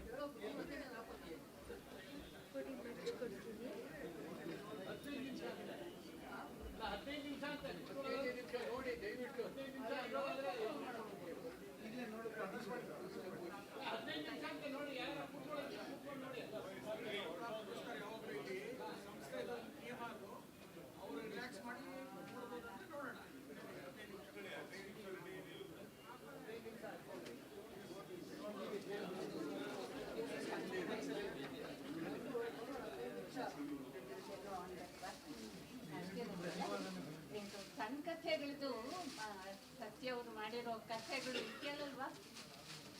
ಕೇಳತ್ತಾ ಮಾಡ್ಬಂಡ. ಈಗ ಹಾಕ್ಬೇಕಾಗಿದ್ದ ಸಣ್ಣ ಕಥೆಗಳಿಗೆ ವೇಳೆ ಕಡಿಮೆ ಇದೆ, ಅಷ್ಟಾಗೋಲ್ಲ. ಎಲ್ಲಕ್ಕೂ 20 ನಿಮಿಷನಾದರೂ ಬೇಕು. ಅದಕ್ಕೆ ನಾನು ಹೇಳ್ತಾ ಇರೋದು ಜೂನ್ ತಿಂಗಳಲ್ಲಿ ಒಂದು ದಿವಸ ಅನೌನ್ಸ್ ಮಾಡ್ತೀವಿ. ಆವಾಗ ನಿಮಗೆ ಮಾಸ್ತಿಯವರ ಕಥೆಗಳು ನಮ್ಮ ಹಿರಿಯರು ಮಾಡಿರೋದನ್ನು ಖಂಡಿತ ತೋರಿಸ್ತೀವಿ. ಆಗ್ಬೋದಲ್ಲ? ಬರೀ ಒಂದು ದಿವಸ ಪೂರ್ತಿ ಬರೀ ಚಿತ್ರಕಥೆ ಇವ್ರು ಮಾಡಿರೋದೆಲ್ಲ ಒಂದಾದ್ಮೇಲೆ ತೋರಿಸ್ತೀವಿ. ಯಾ ಈಗ ಮಾತಾಡಿರೋರ್ಗೆ ನಾನು ಸುಮ್ಮನೆ ಧನ್ಯವಾದಗಳು ಅಂತ ಒಂದು ಮಾತಲ್ಲಿ ಮುಗಿಸ್ಬೋದು. ನಮ್ಮ ಅಜ್ಜನವ್ರ ಬಗ್ಗೆ ಅವರು ನಿಮ್ಮೊಡನೆ ಹಂಚ್ಕೊಂಡಿದ್ದ ನೆನಪಿದೆಯಲ್ಲ, ಅದಕ್ಕಿಂತ ಅವ್ರ ನಿಲುವು ಎಲ್ಲನೂ ಮುಖ್ಯನೇ. ನಮ್ಮ ಅಜ್ಜ ನನಗೆ ದೊಡ್ಡವರು, ನನಗೆ ತುಂಬ ಬೇಕು, ಬಟ್ ಒಬ್ಬರಿಗೆ ಬೇಕಿಲ್ಲ, ಎಲ್ರಿಗೂ ಬೇಕಾದ ಅಜ್ಜ ಮಾಸ್ತಿ. ನಮಸ್ಕಾರ.